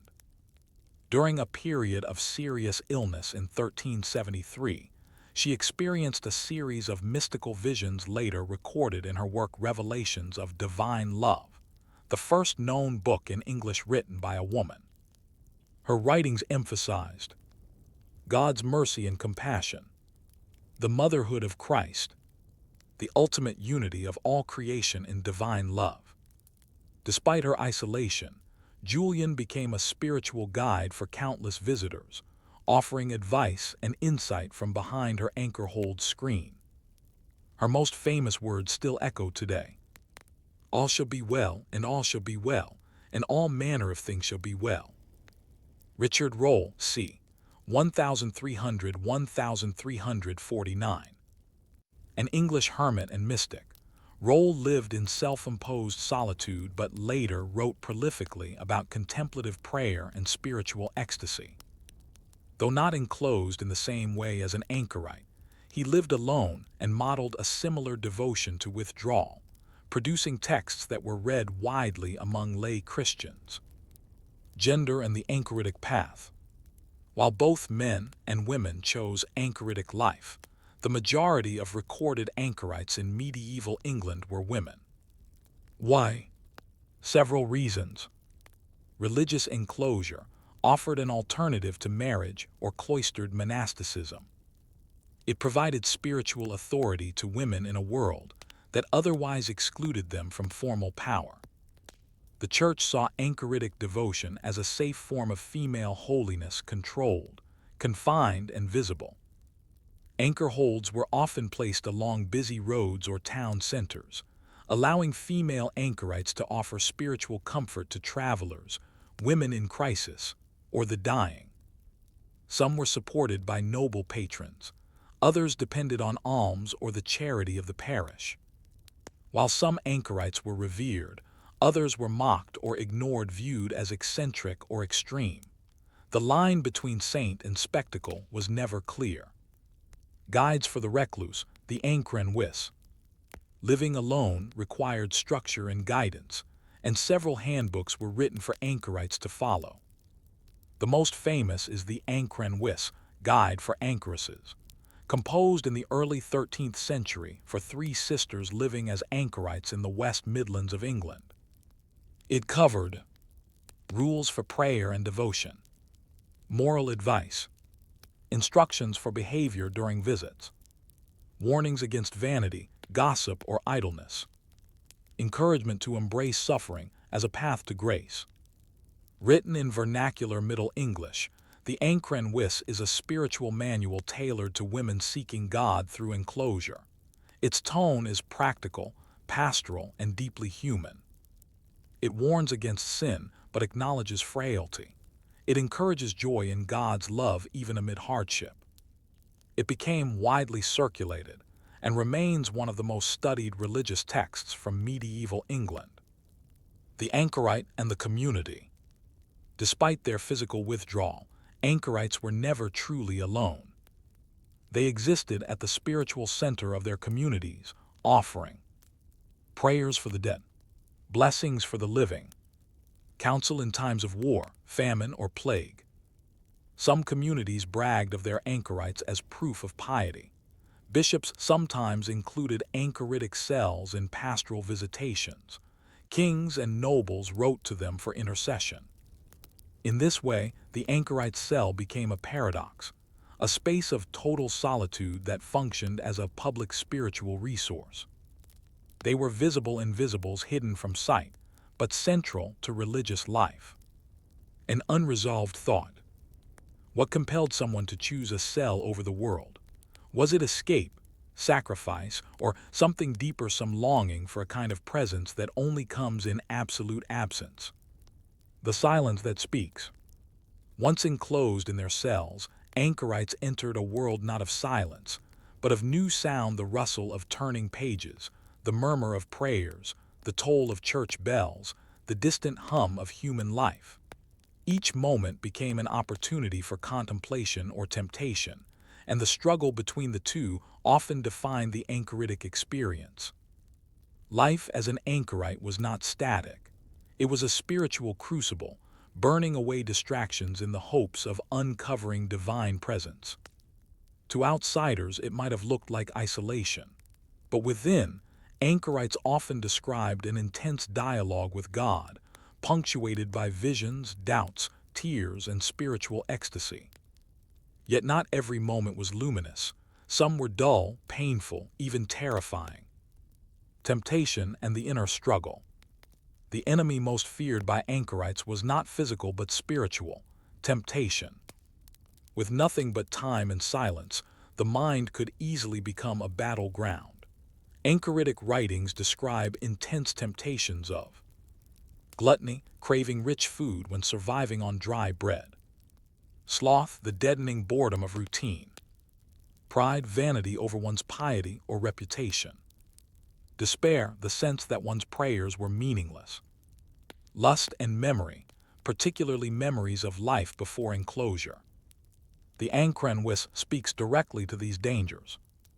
Satan will shoot arrows through the little window of your anchor hold if you leave it uncovered. It encourages anchorites to shun gossip, avoid idle talk, and focus on constant self-examination.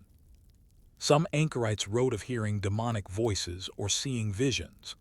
Others wept frequently, not from madness but from deep interior struggle, what modern minds might call spiritual depression or ascetic melancholy. And yet they saw these struggles not as signs of failure, but as steps in a long process of refinement. The pain, in a way, was the point. The role of the confessor and servant.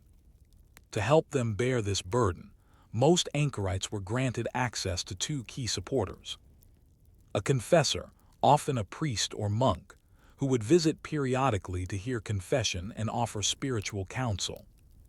A servant or maidservant, who provided daily meals, removed waste, and relayed messages.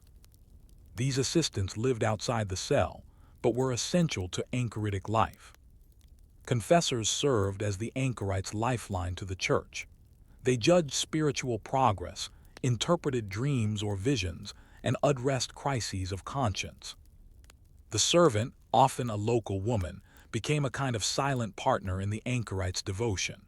She bore the physical burden cooking, cleaning, sometimes facing townspeople, while the anchorite bore the spiritual one. Though secondary in the eyes of the church, their presence made the enclosure possible. Letters, learning, and literacy. Despite their physical confinement, many anchorites engaged intellectually with the world.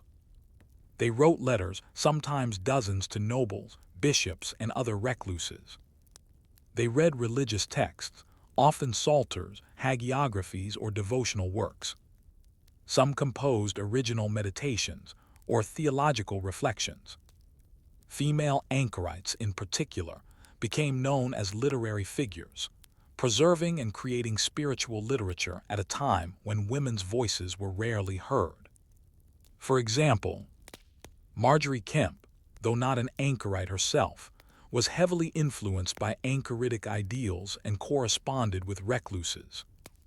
Julian of Norwich, mentioned earlier, produced one of the most influential mystical texts in English.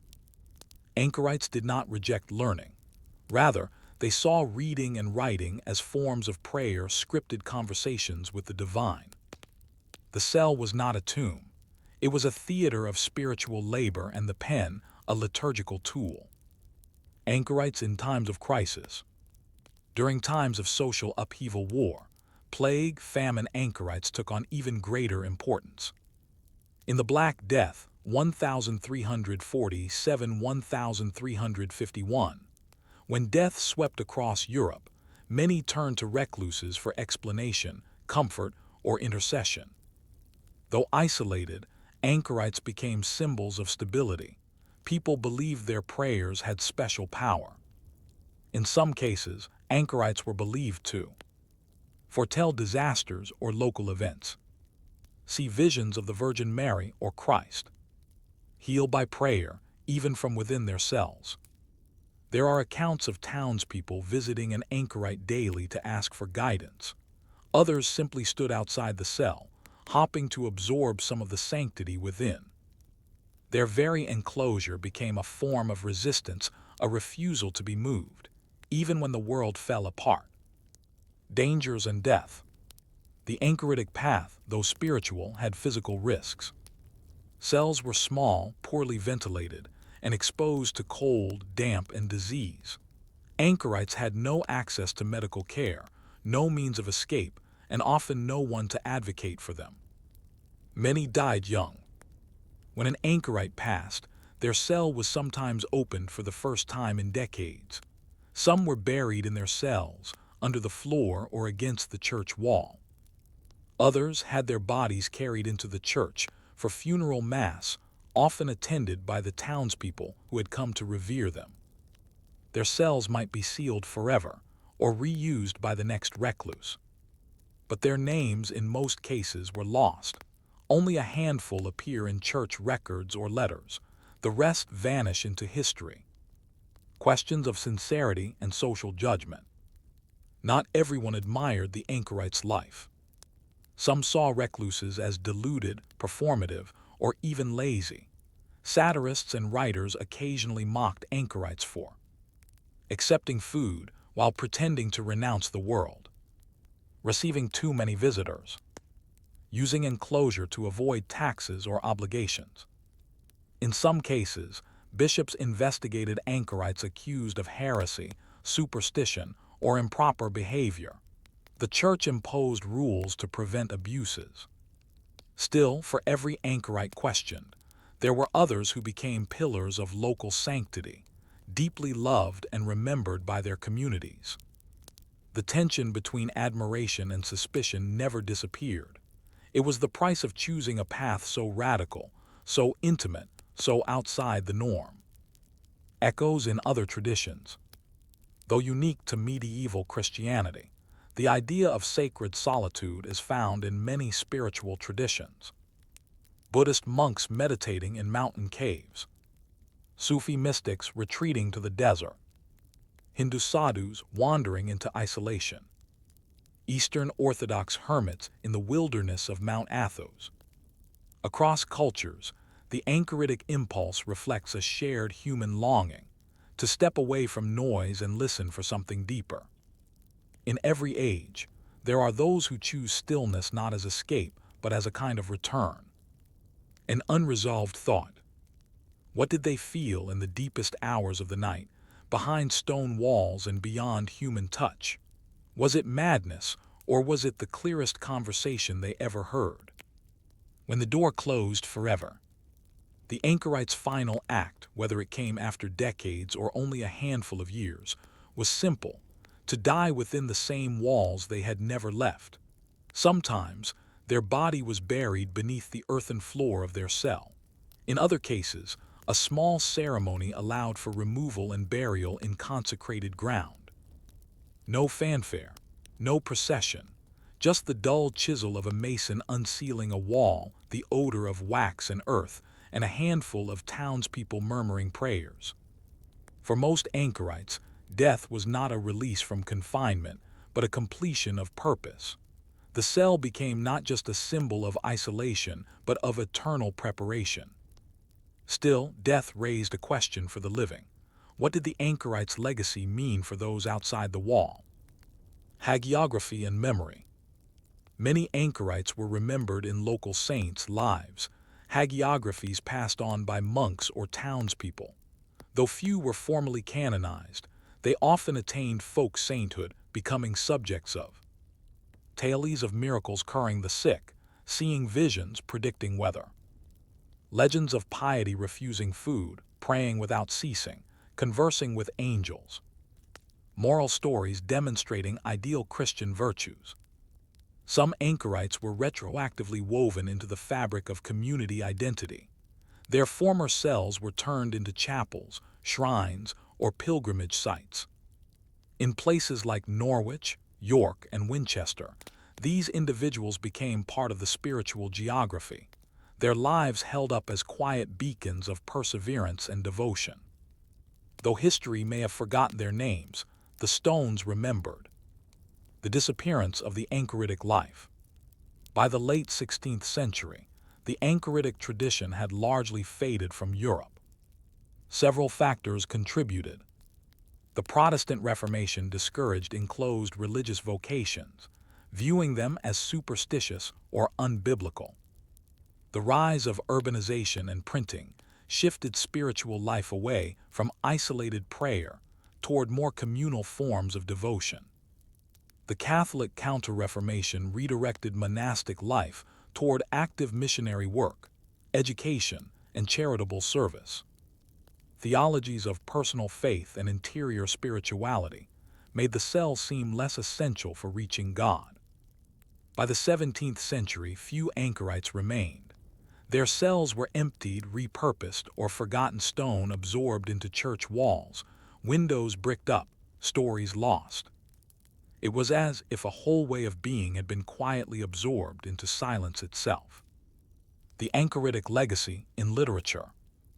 Even as the physical cell disappeared, the anchorite's image lived on in books, sermons, and later, literature.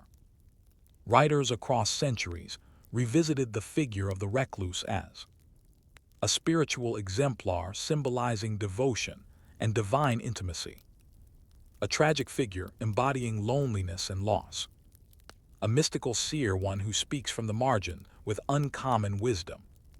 For example, T.S. Eliot, in his poem Ash Wednesday, evokes Julian of Norwich's voice of reassurance and mystical faith. Virginia Woolf, writing about inner life and solitude, implicitly echoes the anchoritic ideal of stillness and introspection. Modern fantasy often places seers or prophets in isolated towers or caves, echoes of the anchor hold. In this way, the anchorite moved from a stone cell into the metaphorical architecture of literature, embodying the tension between solitude and wisdom. Julian of Norwich, a legacy that lingers. Among all anchorites, Julian of Norwich remains the most studied and quoted.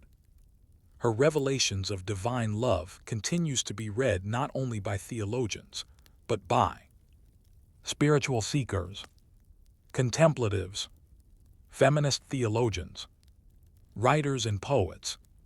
Her vision of a compassionate, even maternal God challenged the prevailing notions of wrath and punishment that dominated her era. She insisted on hope in the face of plague, uncertainty, and death. God is nearer to us than our own soul. Her theology, rooted in a small cell off a Norwich church, echoes in lecture halls, prayer groups, and even social media. She reminds us that spiritual clarity doesn't require space, movement, or visibility. Sometimes it emerges from stillness, from limitation, from walls. Modern forms of sacred solitude. While the formal anchoritic life has disappeared, its spirit persists in various modern practices. Today, some people choose religious hermitage, withdrawing from society for contemplative prayer; monastic enclosure, particularly in cloistered orders like Carthusians or Poor Clares; silent retreats, temporary withdrawal for spiritual reflection; voluntary solitude, embracing quiet as a path to personal clarity or mental health. Even secular individuals speak of needing to disconnect or retreat from constant noise. The anchoritic model offers a radical alternative to distraction culture: to be still, to be small, and to listen deeply. Though few would embrace a life bricked into a cell, many crave a moment of it, a chance to escape the clamor and touch something eternal. What the anchorites teach us. Their lessons are simple, but rarely easy. Silence has value. Discomfort can deepen clarity.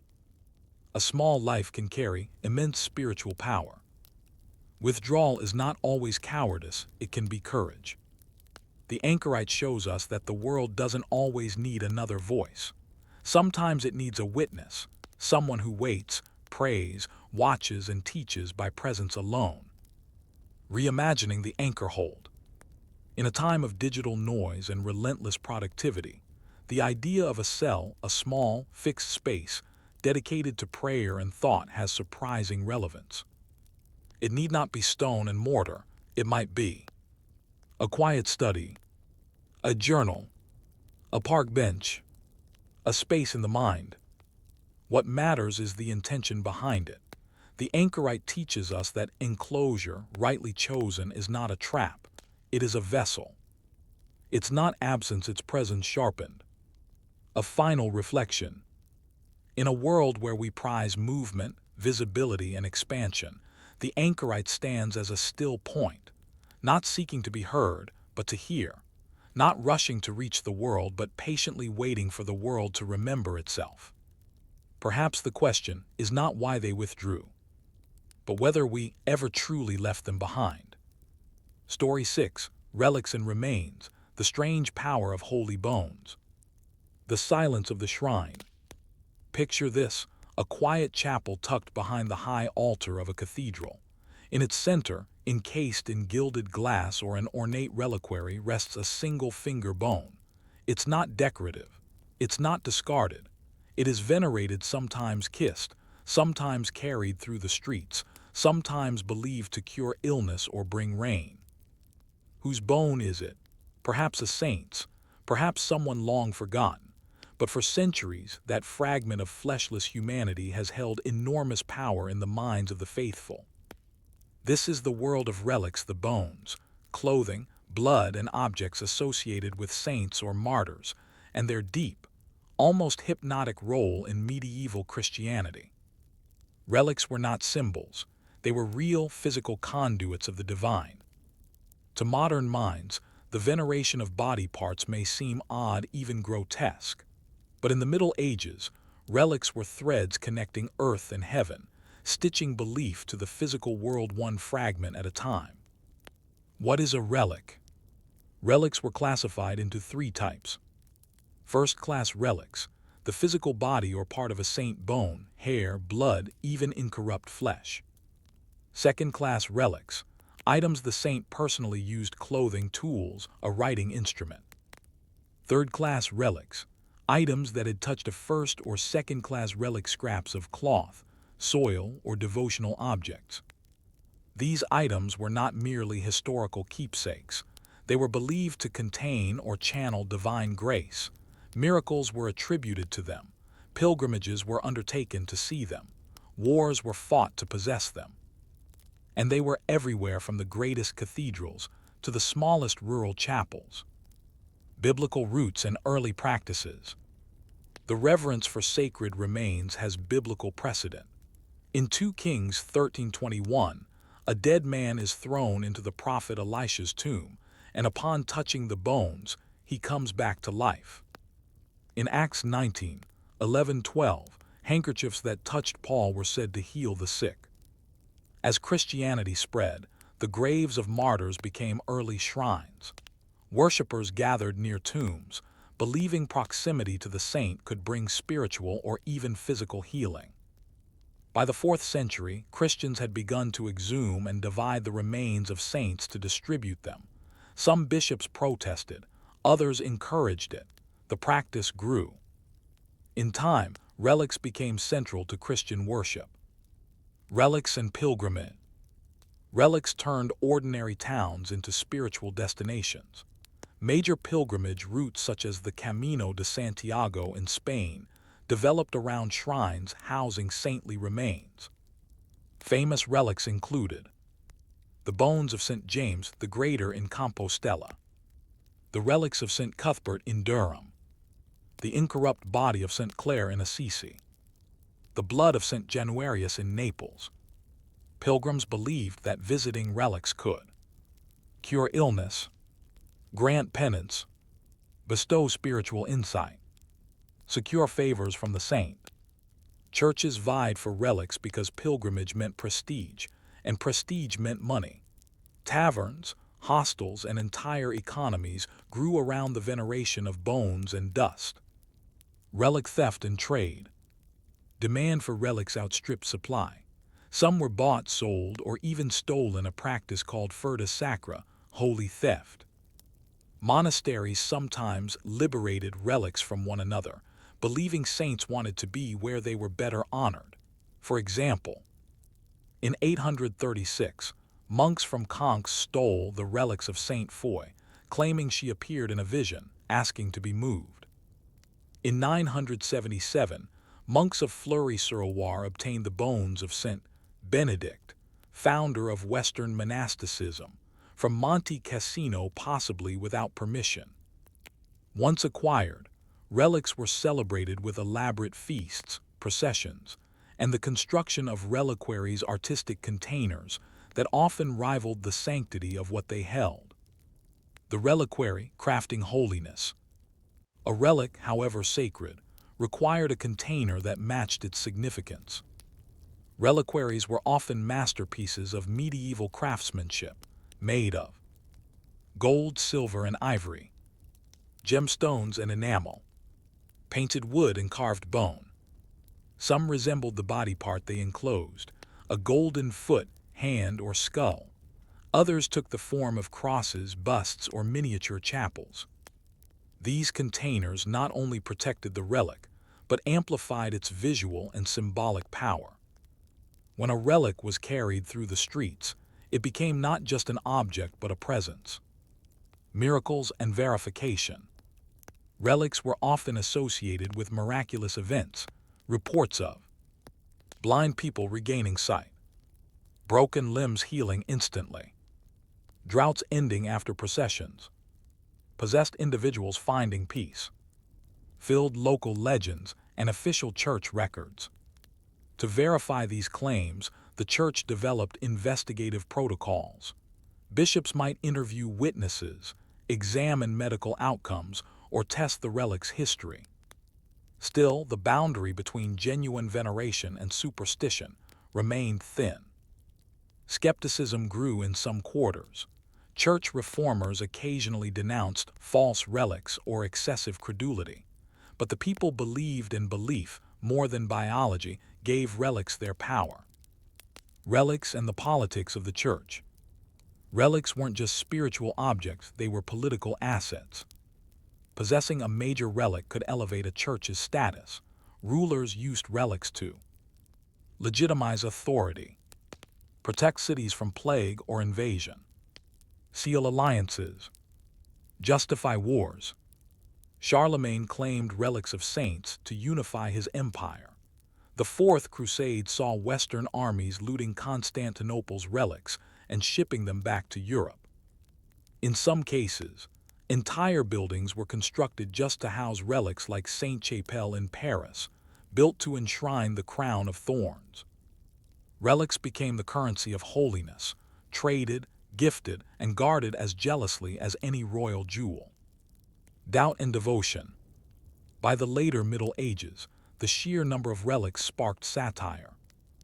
Writers like Erasmus and later Protestant reformers mocked churches claiming multiple heads of the same saint, the milk of the Virgin Mary, preserved centuries later, feathers from the Holy Spirit, splinters from the true cross enough to build a ship. The Reformation, in particular, condemned relics as superstition. Many were destroyed, hidden, or dismissed. Yet even amid criticism, devotion remained strong in Catholic regions. Relics still traveled by procession. Miracles continued to be reported.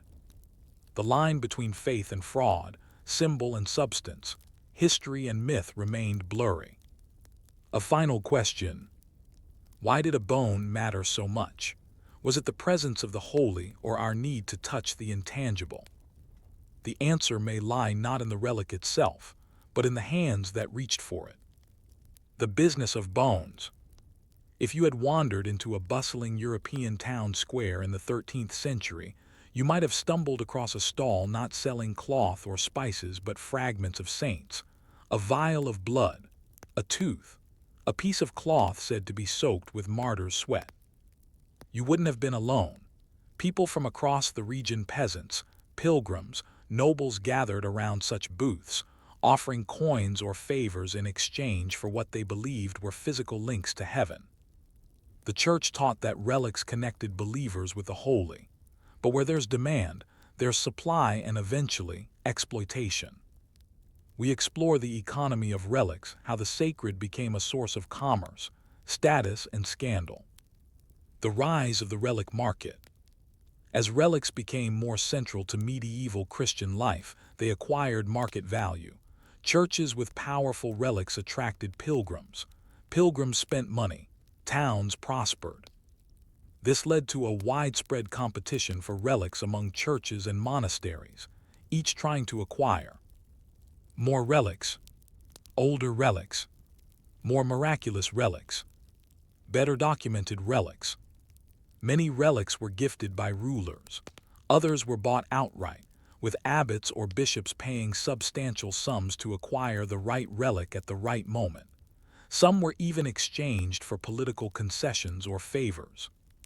These transactions created a quasi-legal market, where holiness was measured not just by faith, but by gold and silver. Pilgrimage, profit, and the urban boom. Let's consider the economic chain. A major church possessing a famous relic, say, a bone of St. Peter or a piece of the true cross, might draw thousands of pilgrims annually, charge small fees for viewing or touching the relic, sell tokens or souvenirs, pilgrim badges, benefit from donations left at the shrine, stimulate the local economy via inns, taverns, and vendors. For example, the shrine of St. Thomas Becket in Canterbury became one of the most profitable pilgrimage destinations in Europe. Santiago de Compostela, with its relics of St. James, transformed into a pilgrimage hub with roads, bridges, and even hospitals funded by relic-inspired devotion. Some towns built entire identities around relics. In these places, the saints' remains were not just spiritual, they were civic treasures, defended, displayed, and paraded on holy days. Crafting the illusion, forgery, and fabrication. As demand grew, so did counterfeit relics. Some forgeries were obvious frauds, animal bones passed off as saintly remains, or manufactured drops of Christ's blood. Others were subtler. Third-class relics claimed to be second-class, or second-class relics upgraded by dubious documentation. How did one verify authenticity in an age with no forensics? The answer: faith and reputation. A relic associated with a well-known monastery or bishop carried weight. The relic's provenance, its story, was more important than any scientific test. Some examples of questionable relics. 3 separate heads of John the Baptist existed by the 14th century. Multiple holy prepuces, foreskins of Christ, were venerated across Europe. Splinters of the true cross were so numerous that Erasmus joked they could build a fleet of ships.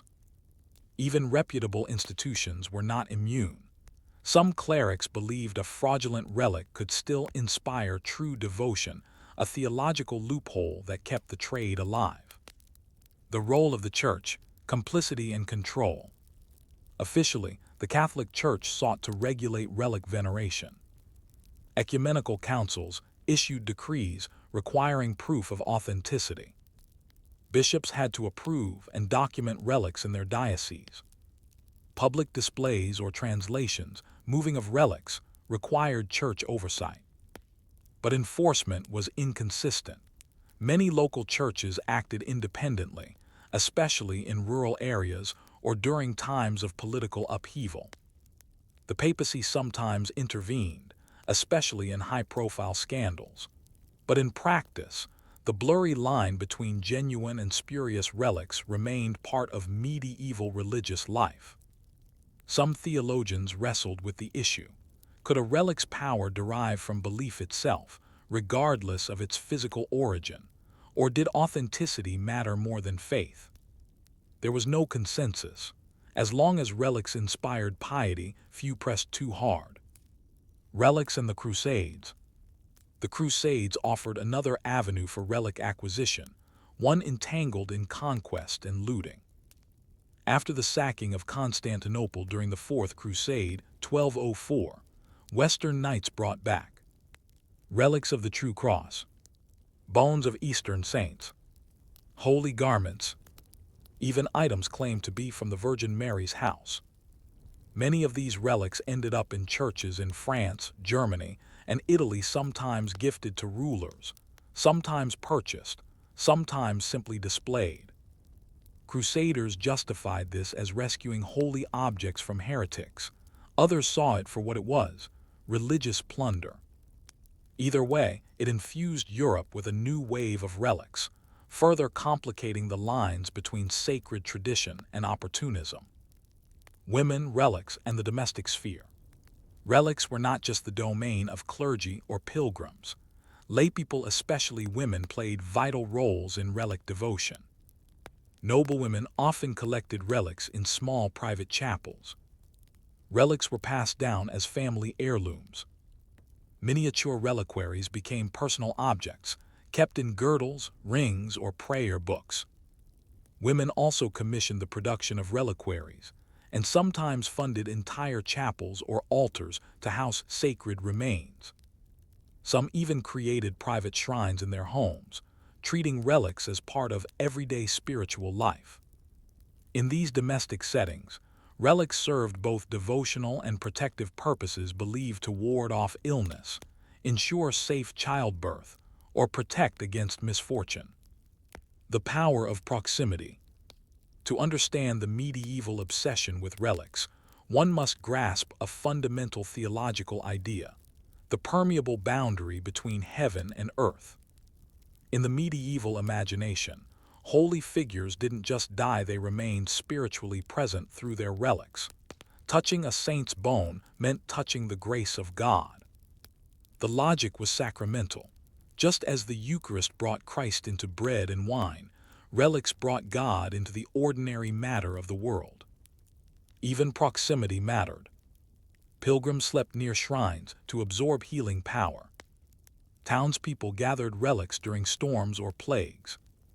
Kings carried relics into battle, believing they offered protection. This deep hunger for connection, physical, emotional, and spiritual, explains why bones were never just bones. They were vessels of presence. A closing curiosity. If faith could make a relic sacred, even if its origins were doubtful, was it the object that held the power, or the heart that believed? A fire lit by doubt. By the early 16th century, Europe's churches were filled with thousands of relics, bones in gold reliquaries, slivers of wood from the true cross, and vials of congealed, holy blood. Pilgrims knelt before them. Monks catalogued them. Merchants sold tokens depicting them. But a slow fuse had been burning.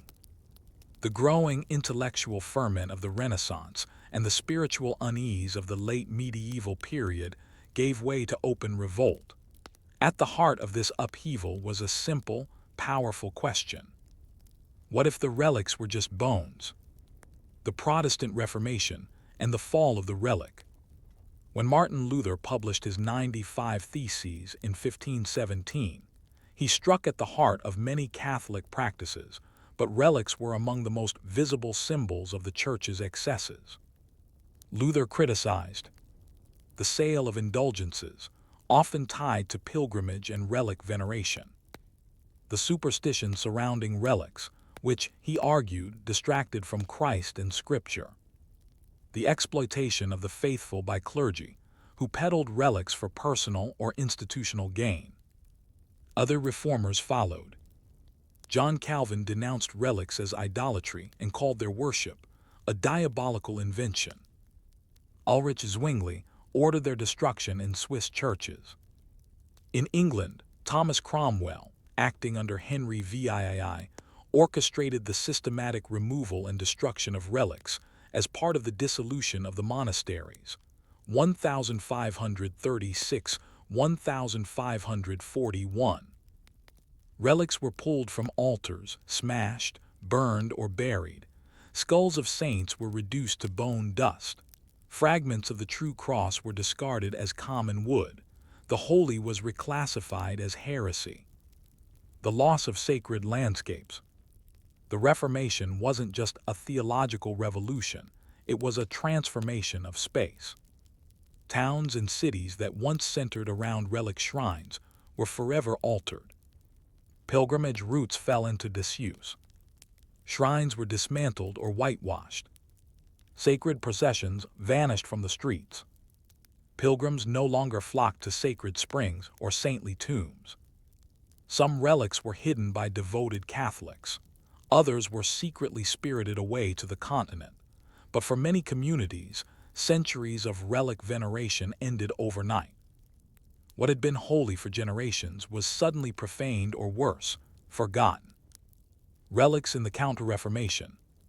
The Catholic Church did not respond with silence.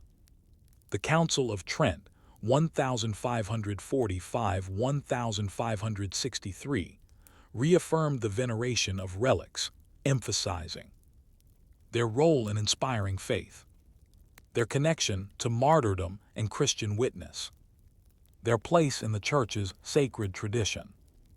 The Counter-Reformation saw a revival of relic use, but with more regulation. Bishops were tasked with verifying relics, ensuring proper documentation, and overseeing their public display. New relics, especially of recent martyrs, were promoted in missions and new churches. In Italy, Spain, and Latin America, relics became central to Catholic identity. Where Protestantism discarded bones, Catholicism doubled down. Science and skepticism. As the early modern period gave way to the Enlightenment, the idea of relics increasingly came under scientific and rationalist critique. In an age of microscopes, anatomy, and historical criticism, the veneration of a 1,200-year-old toe became a matter of ridicule. Philosophers and scientists dismissed relics as superstitious remnants of a gullible past, manipulative tools of ecclesiastical control, anthropological curiosities, more cultural than spiritual. Some relics were studied and catalogued in private collections. Others were stolen or sold. The faith had faded, and with it, the aura of the relic diminished in the public eye. Yet within the Church, and among the faithful, relics never truly disappeared. The survival of the sacred. Despite centuries of upheaval, many relics survived. St. Cuthbert's remains are still honored at Durham Cathedral. The Shroud of Turin, believed by some to be Christ's burial cloth, continues to draw pilgrims and researchers. Relics of St. Therese of Lycia, a 19th-century saint, have been toured globally, drawing millions. In Orthodox Christianity, relics remain deeply venerated. In Catholicism, new saints bring new relics, sometimes even DNA tested. Today, relics are housed in grand cathedrals and papal chapels, quiet parish churches, private chapels, and devotional museums. Some are still touched and kissed. Others sit behind glass, accompanied by explanatory plaques. The belief has shifted, but the bones remain. Psychological and cultural dimensions. Why did relics resonate so deeply, and why do they still? Historians and anthropologists suggest several explanations. Human attachment to the body, a need to anchor memory in flesh and bone. The power of proximity, the desire to be close to something greater than oneself. Embodied spirituality, a belief that holiness can reside in material form. Relics fulfill an emotional and psychological need. In an abstract, invisible faith, they offer tangible connection, a place to rest one's eyes, one's hand, one's grief. They are anchors of devotion in an often unstable world. Relics in the modern world. Today, relics occupy a strange space between faith, history, and heritage. Some are treated as artifacts, displayed in museums with careful climate control. Others are actively venerated, carried through streets, or held during prayer. In a postmodern world, some Catholics venerate relics alongside Instagram posts, online prayer chains, virtual pilgrimages. Paradoxically, the digital age has revived relic interest. YouTube videos of saintly processions, photos of bleeding or incorrupt bodies shared online, pilgrimage hashtags drawing new generations. The medieval world may be gone, but its bones still speak. A final reflection. Relics challenge us to consider, what do we do with memory, with the remains of belief? We preserve them, we argue about them, we hold them close. And sometimes, we bury them only to dig them up again, centuries later, and wonder, was this really sacred, or did we just need it to be?